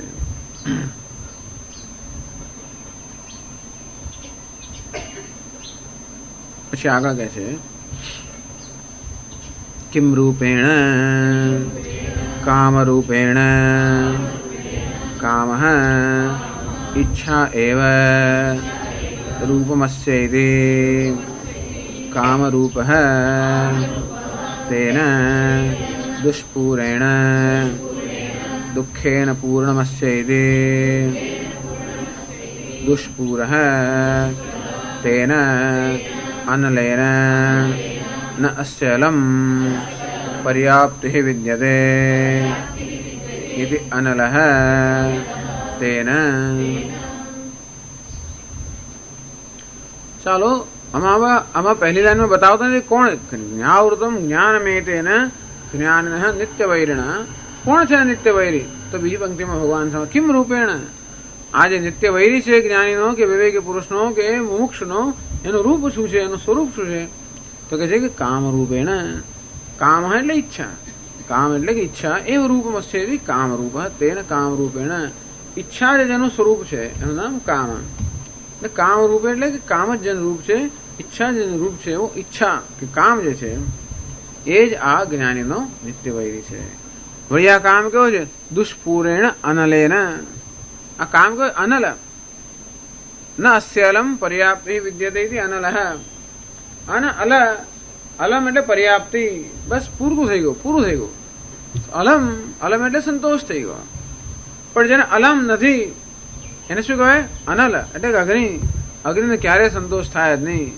ગમે નાખ કરો એને સંતોષ ના થાય. એટલે કહે છે ને કે ન જાતું કામાનામ ઉપભોગે ને સામ્યભી હવિષા કૃષ્ણવર્તમેવ ભૂય એવા અભિવર્તતે. જેમ અગ્નિમાં આપણે ઘી રેડીએ અને કેવું અગ્નિ બધું પ્રજ્વલિત થાય તેમ આ કામ રૂપે અગ્નિમાં જેમ જેમ આપણે ઘી રેડી અર્થાત એની પૂર્તિ કરીએ તેમ તેમ વધારે પ્રજ્વલિત થાય છે.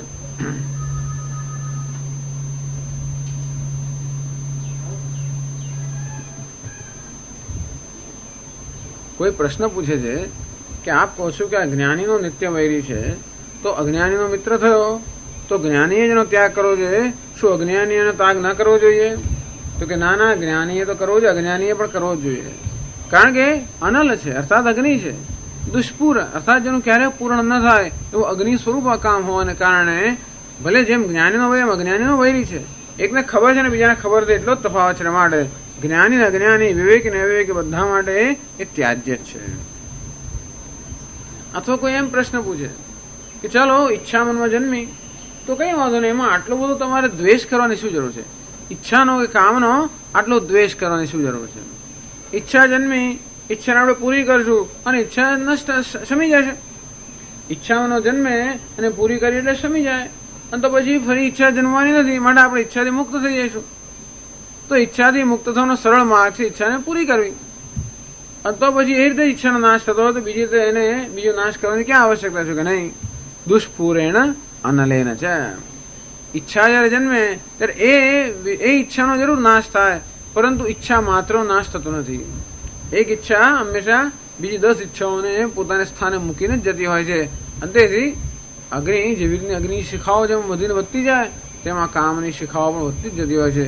અને તેથી કહ્યું કે વિષયની સિદ્ધિ કરવી કે ઈચ્છાની પૂર્તિ કરવી એ ઈચ્છાના નિવારણનો માર્ગ નથી, પરંતુ વિષય દોષ દૃષ્ટિ.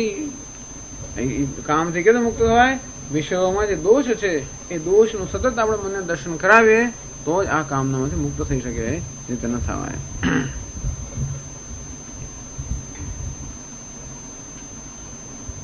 હવે આ શત્રુ જે છે એ શત્રુને ઓળખાણ કરાવી.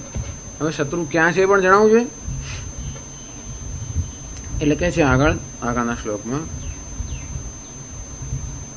કે મધિષ્ઠાન પુનઃ કામ જ્ઞાનસ્ય આવરણત્વેન વૈરી સર્વસ્ય ઇત્યપેક્ષાયામાહ જ્ઞાતે શત્રોઃ અધિષ્ઠાને સુખેન શત્રુનિબર્હણમ કર્તુમ શક્યતે ઇતિ. किम अधिष्ठान पुनः काम किम कामस्य अधिष्ठानम. આ અધિષ્ઠાન કામનું કયું છે? કયા પ્રકારના અધિષ્ઠાન આ કામનું છે? અર્થાત કઈ જગ્યાએ આ કામ નિવાસ કરે છે? આ કામનું નિવાસ સ્થાન કે ઈચ્છાનું નિવાસ સ્થાન કયું છે એ પૂછે છે. પહેલા તો વૈરી કોણ છે એની ઓળખાણ કરાવી. આ કામ એ વૈરી છે, પરંતુ એનો નાશ કરવા માટે એ પણ આવશ્યકતા છે કે ક્યાં નિવાસ કરે છે પણ જાણવું જોઈએ. किम अधिष्ठान पुनः काम ज्ञानस्य आवरणत्वेन वैरी. આ જ્ઞાન અર્થાત વિવેક બુદ્ધિ આપણી છે, વિવેક જ્ઞાન એને આવૃત કરી દે. એ તો કામ તો એટલો કુશળ હોય છે કે આપણી વિવેક બુદ્ધિને બદલીને કોઈને કોઈ રીતે પોતાનું સમર્થન જસ્ટિફિકેશન આપે જ.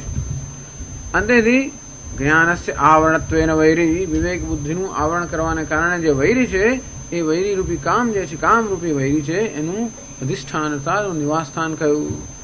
સર્વસ્ય ઇતિ અપેક્ષાયામાહ. આ પ્રકારનો પ્રશ્ન જ્યારે થાય જ્ઞાતે શત્રુઃ અધિષ્ઠાને, શત્રુનું અધિષ્ઠાન અર્થાત એનું છુપાવાનું સ્થાન કયું છે એ જયારે જોઈએ. છુપાવાનું સ્થાન એનો અડ્ડો કયો છે? ટૂંકમાં આ જે શત્રુ છે એનો અડ્ડો કયો?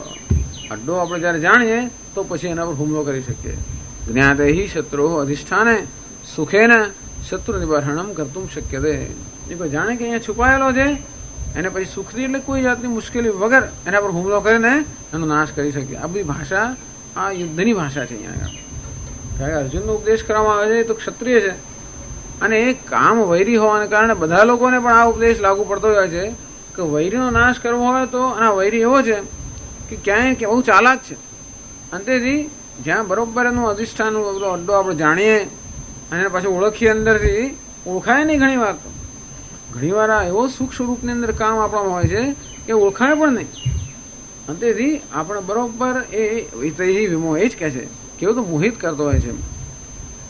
અંતેથી એકવાર એને ઓળખી લઈએ બરોબર, પછી એનો અડ્ડો કે એનું સ્થાન જાણી લઈએ, પછી આપણે એનો સરળતાથી નાશ કરી શકીએ.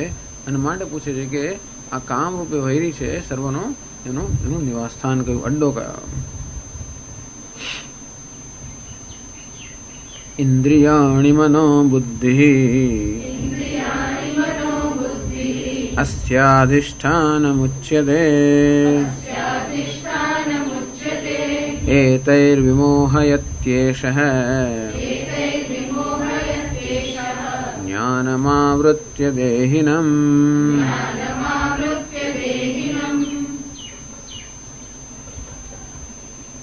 ઇન્દ્રિયાણી મનઃ બુદ્ધિ અસ્ય અધિષ્ઠાનમુચ્યતે.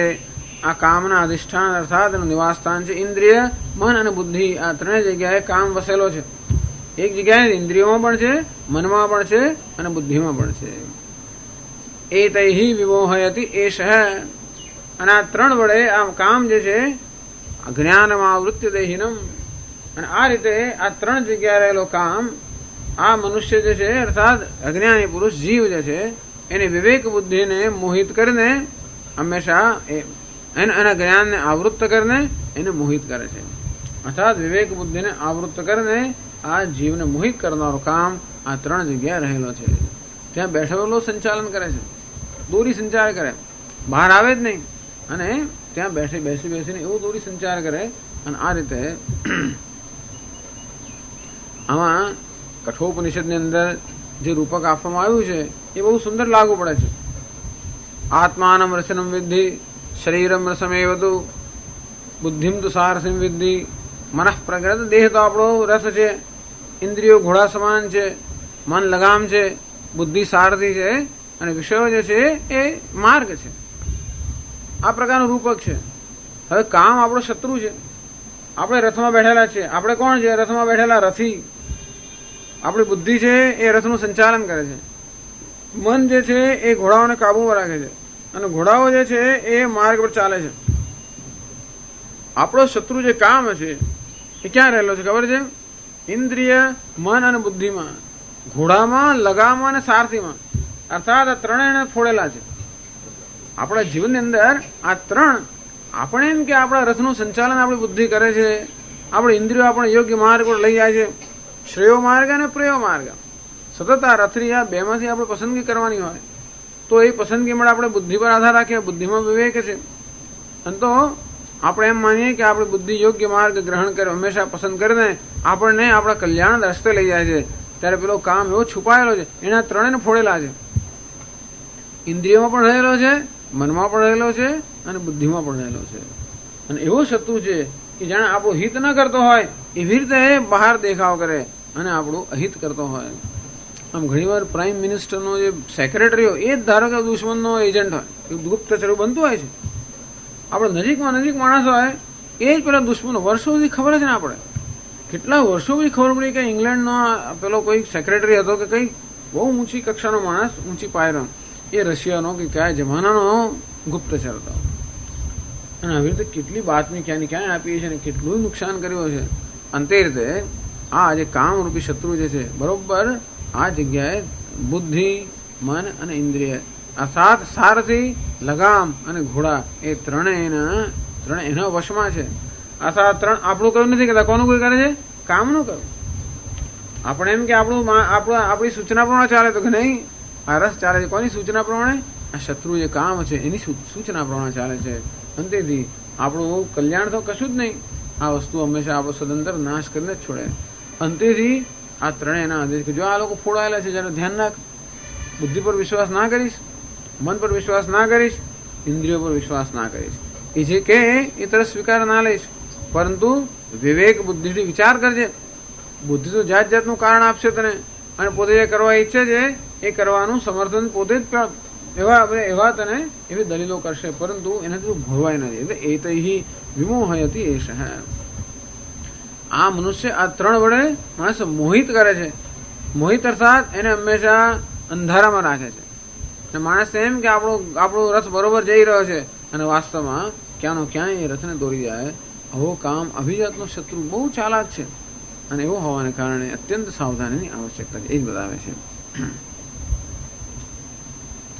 ભાષ્ય તો સરળ છે. કે છે એમાં ઇન્દ્રિયાણી મનઃ બુદ્ધિશ્ચ અસ્ય કામસ્ય અધિષ્ઠાનમ આશ્રયઃ ઉચ્યતે એતૈઃ ઇન્દ્રિયાદિભિઃ આશ્રયૈઃ વિમોહયતિ વિવિધમ મોહયતિ એષ કામઃ જ્ઞાનમાવૃત્ય આચ્છાદ્ય દેહિનમ શરીરિણમ. ઇન્દ્રિય, મન અને બુદ્ધિ આ કામનું અધિષ્ઠાન એટલે આશ્રય કહેવામાં આવે છે. એટલે કે એતાભિ અથવા આ વડે, એટલે ઇન્દ્રિયાદિભિ આ વડે, આશ્રય આ જે આશ્રયો છે એના વડે, વિમોહયતી વિવિધ મોહયતી આ મનુષ્યને વિવિધ રીતે મોહિત કરતો હોય છે. મોહનો અર્થ અવિવેક. અથવા જે ખોટી વસ્તુ છે એને સાચી માની લેવી, એમનો અવિવેક. એટલે માણસ તો એમ માને પોતે સાચું જ કરે છે. મોહ કોને કહેવાય? ખરેખર ખોટું કરી રહ્યો હોય છતાં માનતો હોય કે હું સાચું કરું છું, એનું નામ મોહ. કોઈ માણસ પોતે ખોટું કરે છે એમ માને નથી કરવાનો.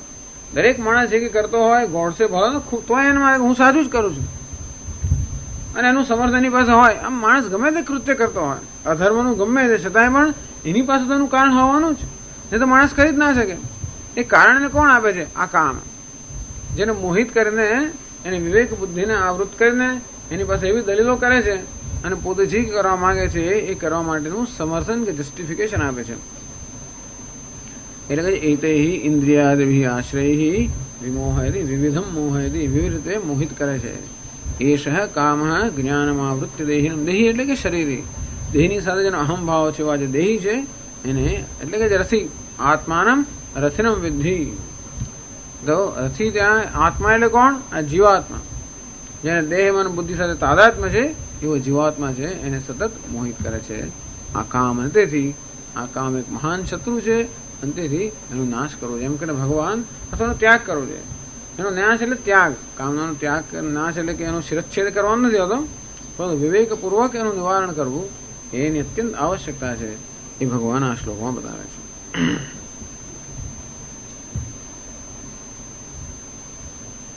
ઓમ પૂર્ણમદઃ પૂર્ણમિદં પૂર્ણાત પૂર્ણમુદચ્યતે પૂર્ણસ્ય પૂર્ણમાદાય પૂર્ણમેવાવશિષ્યતે. ઓમ શાંતિ શાંતિ શાંતિ. શંકરં શંકરાચાર્યં કેશવં બાદરાયણં સૂત્રભાષ્યકૃતૌ વંદે ભગવन्तौ પુનઃ પુનઃ. ઈશ્વરો ગુરુરાત્મેતિ મૂર્તિભેદવિભાગિને વ્યોમવદ્વ્યાપ્તદેહાય દક્ષિણામૂર્તયે નમઃ. ઓમ શાંતિ શાંતિ શાંતિ. હરિ ઓમ શ્રી ગુરુભ્યો નમઃ. હરિ ઓમ.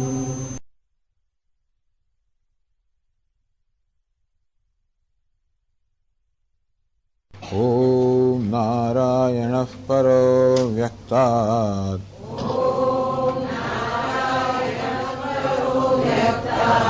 अण्डमव्यक्तसम्भवम्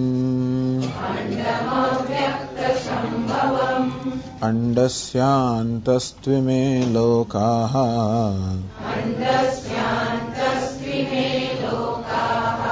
सप्तद्वीपा च मेदिनी.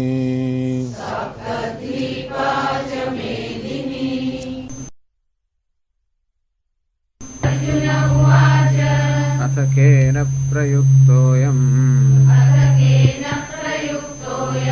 पापं चरति पूरुषः अनिच्छन्नपि वार्ष्णेय बलादिव नियोजितः. श्रीभगवानुवाच काम एष क्रोध एषः रजो गुणसमुद्भवः महाशनो महापाप्मा विद्येनमिह वैरिणम् धूमेनाव्रियते वह्निः यथादर्शो मलेन च यथोल्बेनावृतो गर्भः तथा तेनेदमावृतम् आवृतं ज्ञानमेतेन ज्ञानिनो नित्यवैरिणा कामरूपेण कौन्तेय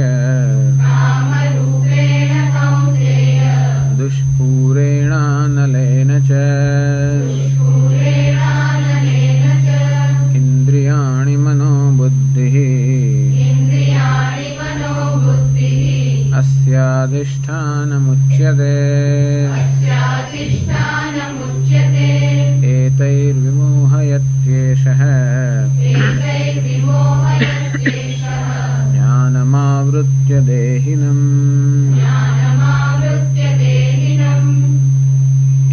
ઇન્દ્રિયાણી મનઃ બુદ્ધિ અસ્ય અધિષ્ઠાનમ ઉચ્યતે. પૂછે છે કે આ સ્થાનનું વૈરી જે છે તો મહાશનો મહાપાપમાં વિદ્યેન મિહ વૈરિણમ. આ કામ જે છે તો વૈરી છે. દુષ્પુરેણ અનલેન ચ.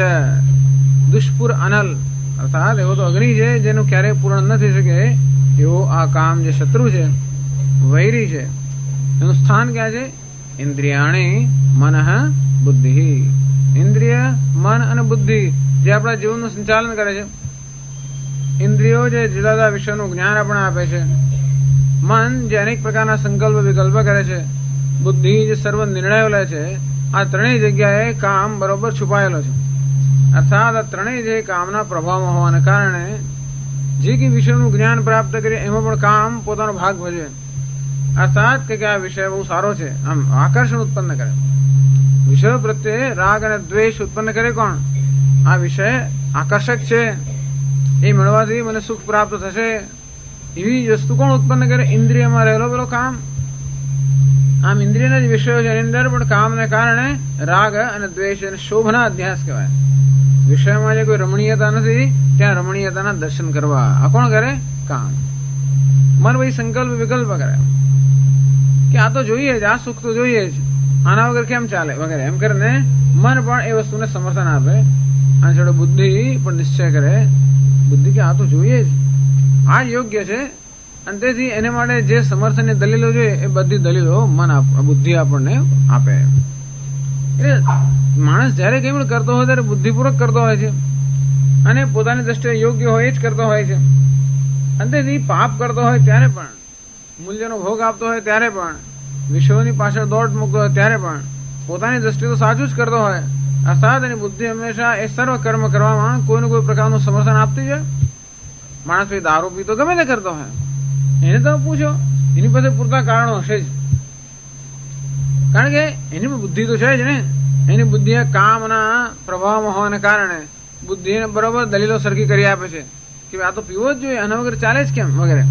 અથવા હું ક્યાં પીવું છું, જરાક જ લઉં છું ને એમ કરીને પણ ગમે તે રીતે બુદ્ધિ જેમ આપણી બુદ્ધિ એવી છે એવી બુદ્ધિમાન છે, અથવા તો એવી ચાલાક છે કે કોઈ પણ વસ્તુ હોય એનું જસ્ટિફિકેશન કે સમર્થન કરી આપે.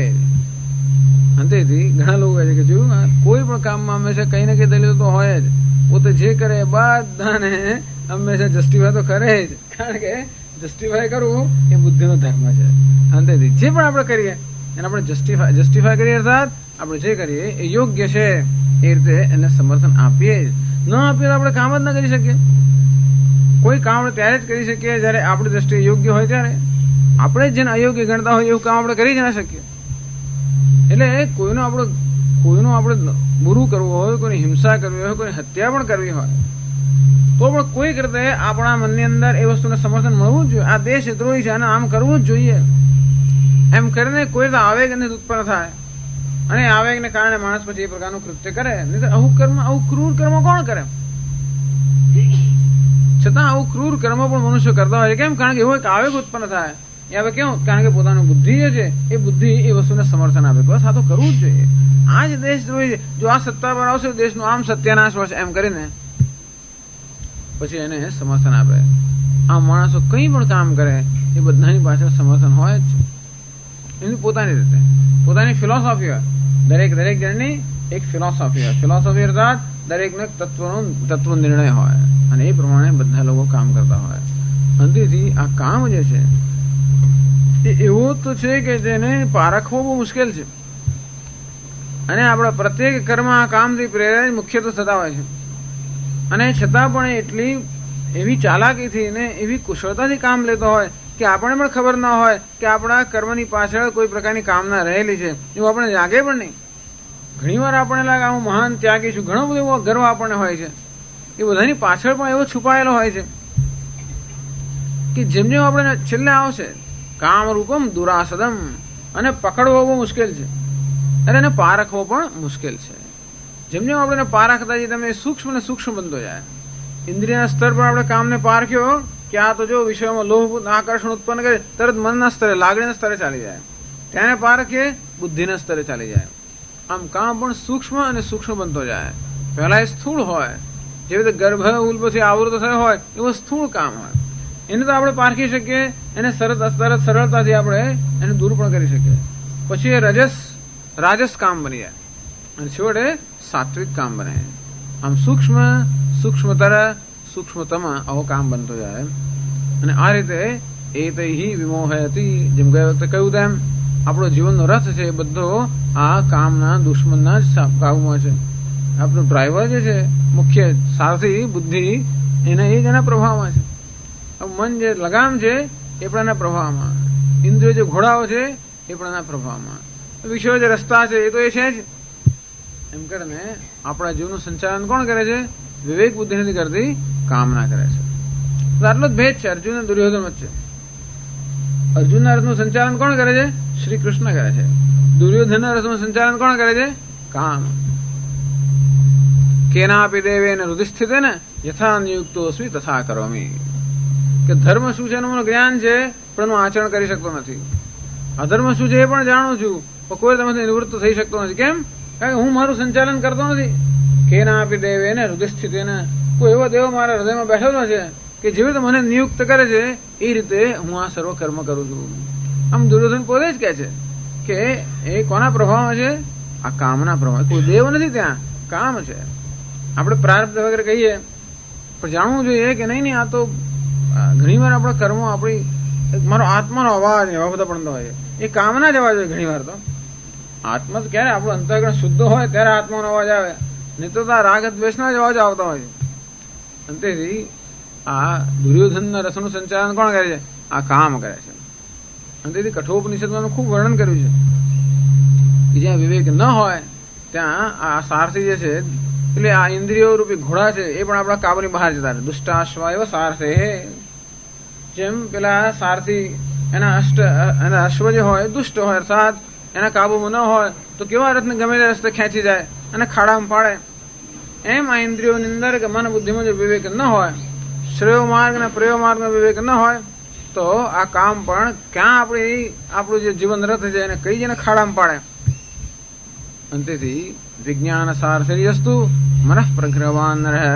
મનુષ્યમાં વિજ્ઞાન, આપણું જે સારથી છે એમાં વિજ્ઞાન હોવું જોઈએ, વિવેક હોવો જોઈએ. આ મન જે છે, મનઃ પ્રગ્રહ, મન રૂપી જે લગામ છે એ પણ આપણા કાબુમાં હોવી જોઈએ. અને એટલે આપણે ભગવદ્ ગીતાની અંદર પણ ભગવાન જયારે અર્જુનનો ઉપદેશ આપે છે, એક હાથમાં તોત્ર વેત્રૈક પણ એક હાથમાં ચાબુક અને લગામ છે, ઘોડા બધા બરોબર કાબુમાં છે, પછી ઉપદેશ આપે છે. અર્થાત ઇન્દ્રિયના ઘોડાઓ બરોબર કાબુમાં છે, લગામ પણ હાથમાં છે. બુદ્ધિમાં કોણ છે? તો કે શ્રી કૃષ્ણ. આવી પરિસ્થિતિ જયારે હોય ત્યારે આ જ્ઞાન પ્રાપ્ત થઈ શકે. તેથી અગત્યની વસ્તુ છે કે આ ઘોડાઓ છે એ બરોબર કાબુમાં હોવો જોઈએ પહેલા. એ જ ભગવાન કહે છે યતઃ એવમ, શંકરાચાર્ય કહે છે યતઃ એવમ, આવું હોવાને કારણે અર્થાત કે આ મન બુદ્ધિ અને ઇન્દ્રિય બધું કામના પ્રભાવમાં હોવાને કારણે, અંતેથી જીવનના રથનું સંચાલન કામ દ્વારા થાય છે, રામ દ્વારા એવું થતું હોવાને કારણે કામ એ કૃષ્ણનો દીકરો જ છે. એ બહુ ભેદ નથી. કૃષ્ણના પુત્રનું નામ પ્રદ્યુમ્ન, એ કામદેવના અવતાર છે. એટલે એ કૃષ્ણ જેવા જ દેખાય એવા જ રૂપ ગુણ બધાની અંદર. અંતેથી કામજનકાય નમઃ એક ભગવાનનું નામ છે. કામના પણ પિતા છે, એટલે બધું ઊભું કરનાર તો એ જ છે છેવટે. અને છતાંય પણ એમનો પુત્ર જ કામ છે. છતાં પણ એ કામ જે છે એનો પ્રભાવ જ્યાં સુધી હોય ત્યાં સુધી આ પ્રકારે અનર્થ થતો હોવાને કારણે મનુષ્ય પોતાના જીવનને સાર્થક કરવા માટે શું કરવું જોઈએ એનો ઉપદેશ આપે છે 41મા શ્લોકમાં. તસ્માત ત્વમિન્દ્રિયાણ્યાદૌ નિયમ્ય ભરતર્ષભ પાપ્માનં પ્રજહિહ્યેનં જ્ઞાન વિજ્ઞાન નાશનમ.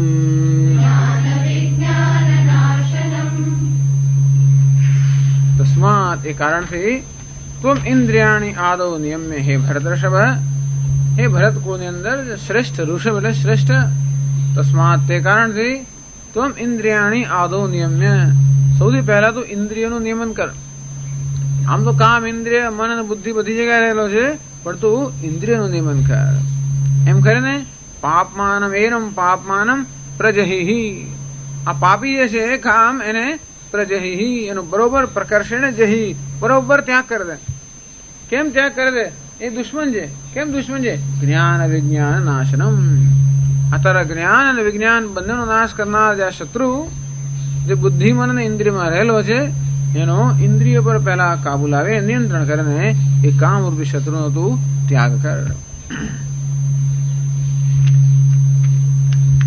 કે છે શંકરાચાર્ય ભાષ્યમાં યતઃ એવં તસ્માત ત્વમિન્દ્રિયાણ્યાદૌ પૂર્વં નિયમ્ય વશીકૃત્ય ભરતર્ષભ પાપમાનમ પાપાચારમ કામમ પ્રજહિ પરિત્યજ. તસ્માત ત્વમ ઇન્દ્રિયાણી આદૌ. આદૌ સૌથી પહેલા. એટલે હવે કેવી રીતે આ કામ પર વિજય પ્રાપ્ત કરવો, આ શત્રુનો નાશ કેમ કરવો એ બતાવે છે. તો એનો ઉપાય બતા, કારણ કે ઇન્દ્રિય મન અને બુદ્ધિ ત્રણની અંદર આ કામ રહેલો હોવાના કારણે સૌથી પહેલા ઇન્દ્રિયાણી આદૌ નિયમ્ય. આદૌ પૂર્વ સૌથી પહેલા તું ઇન્દ્રિયોનો નિગ્રહ કર. કામ નિરોધાત પ્રાગ અવસ્થાયામ. કામનો નિરોધ તું કરતા કરશે એ નથી થવાનો. કામનો નિરોધ કરવો એ સરળ નથી, પરંતુ કામનો નિરોધ કરતા પહેલા પણ સૌથી પહેલા નિરોધ કોનો કરવાનો? ઇન્દ્રિયનો. આમ કામ એ પોતાને વ્યક્ત કરવા માટે અને આપણામાં અનર્થ ઉત્પન્ન કરવા માટે બુદ્ધિ મન અને ઇન્દ્રિય આ ત્રણ કામના મિત્રો છે, એના સાધનો છે. અને પહેલા કામ જન્મે બુદ્ધિમાં, પછી મનમાં અને પછી ઇન્દ્રિય દ્વારા વ્યક્ત થાય. આવે ઇન્દ્રિયમાંથી મનમાં અને બુદ્ધિમાં. એટલે વિષયોનું જ્ઞાન ક્યાં થાય? ઇન્દ્રિયમાં થાય. ત્યાં કામ શું કરે? વિષયો પ્રત્યે આકર્ષણ ઉત્પન્ન કરે. પછી મનને પોતાનું સાથીદાર બનાવે. મન સંકલ્પ વિકલ્પ કરે કે આ તો જોઈએ કે ના જોઈએ છે, પછી બુદ્ધિ નિર્ણય કરે કે નહીં આ તો આપણે જોઈએ જ. આમ જે બધી ઈચ્છાઓ ઉત્પન્ન થાય છે વિષય ભોગની અને બીજી બધી પ્રાપ્તિઓની વગેરે, એ કોણ ઈચ્છા ઉત્પન્ન કરે છે? આ કામ. કેવું તો ઉત્પન્ન કરે છે? વિષયો પ્રત્યે ખોટું મૂલ્ય ઉત્પન્ન કરીને, અવિવેકને કારણે. જે વિષયોની અંદર સુખ કે સમૃદ્ધિ કે સલામતી ન હોય ત્યાં પણ એના દર્શન કરાવે, એમ કરીને એના પ્રત્યે રાગ ઉત્પન્ન કરે, એમ કરીને પછી એની ઈચ્છા ઉત્પન્ન કરે.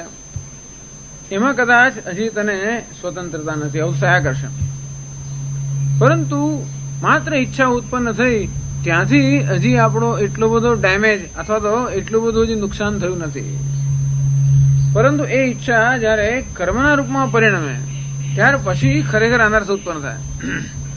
ઈચ્છા કર્મના રૂપમાં પરિણમે, કર્મ પછી કર્મ ફળને લાવે. એ કર્મ ફળ જો આપણે અનુકૂળ હોય તો આપણે વળી વધારે જોઈએ, એ પ્રતિકૂળ હોય તો ક્રોધ જન્મે. આમ આ કામ જે છે એ જો વ્યક્ત થાય તો પછી ક્રોધ અને બીજા રાગ દ્વેષ અનેક પ્રકારના અનર્થ ઉત્પન્ન કરે. પણ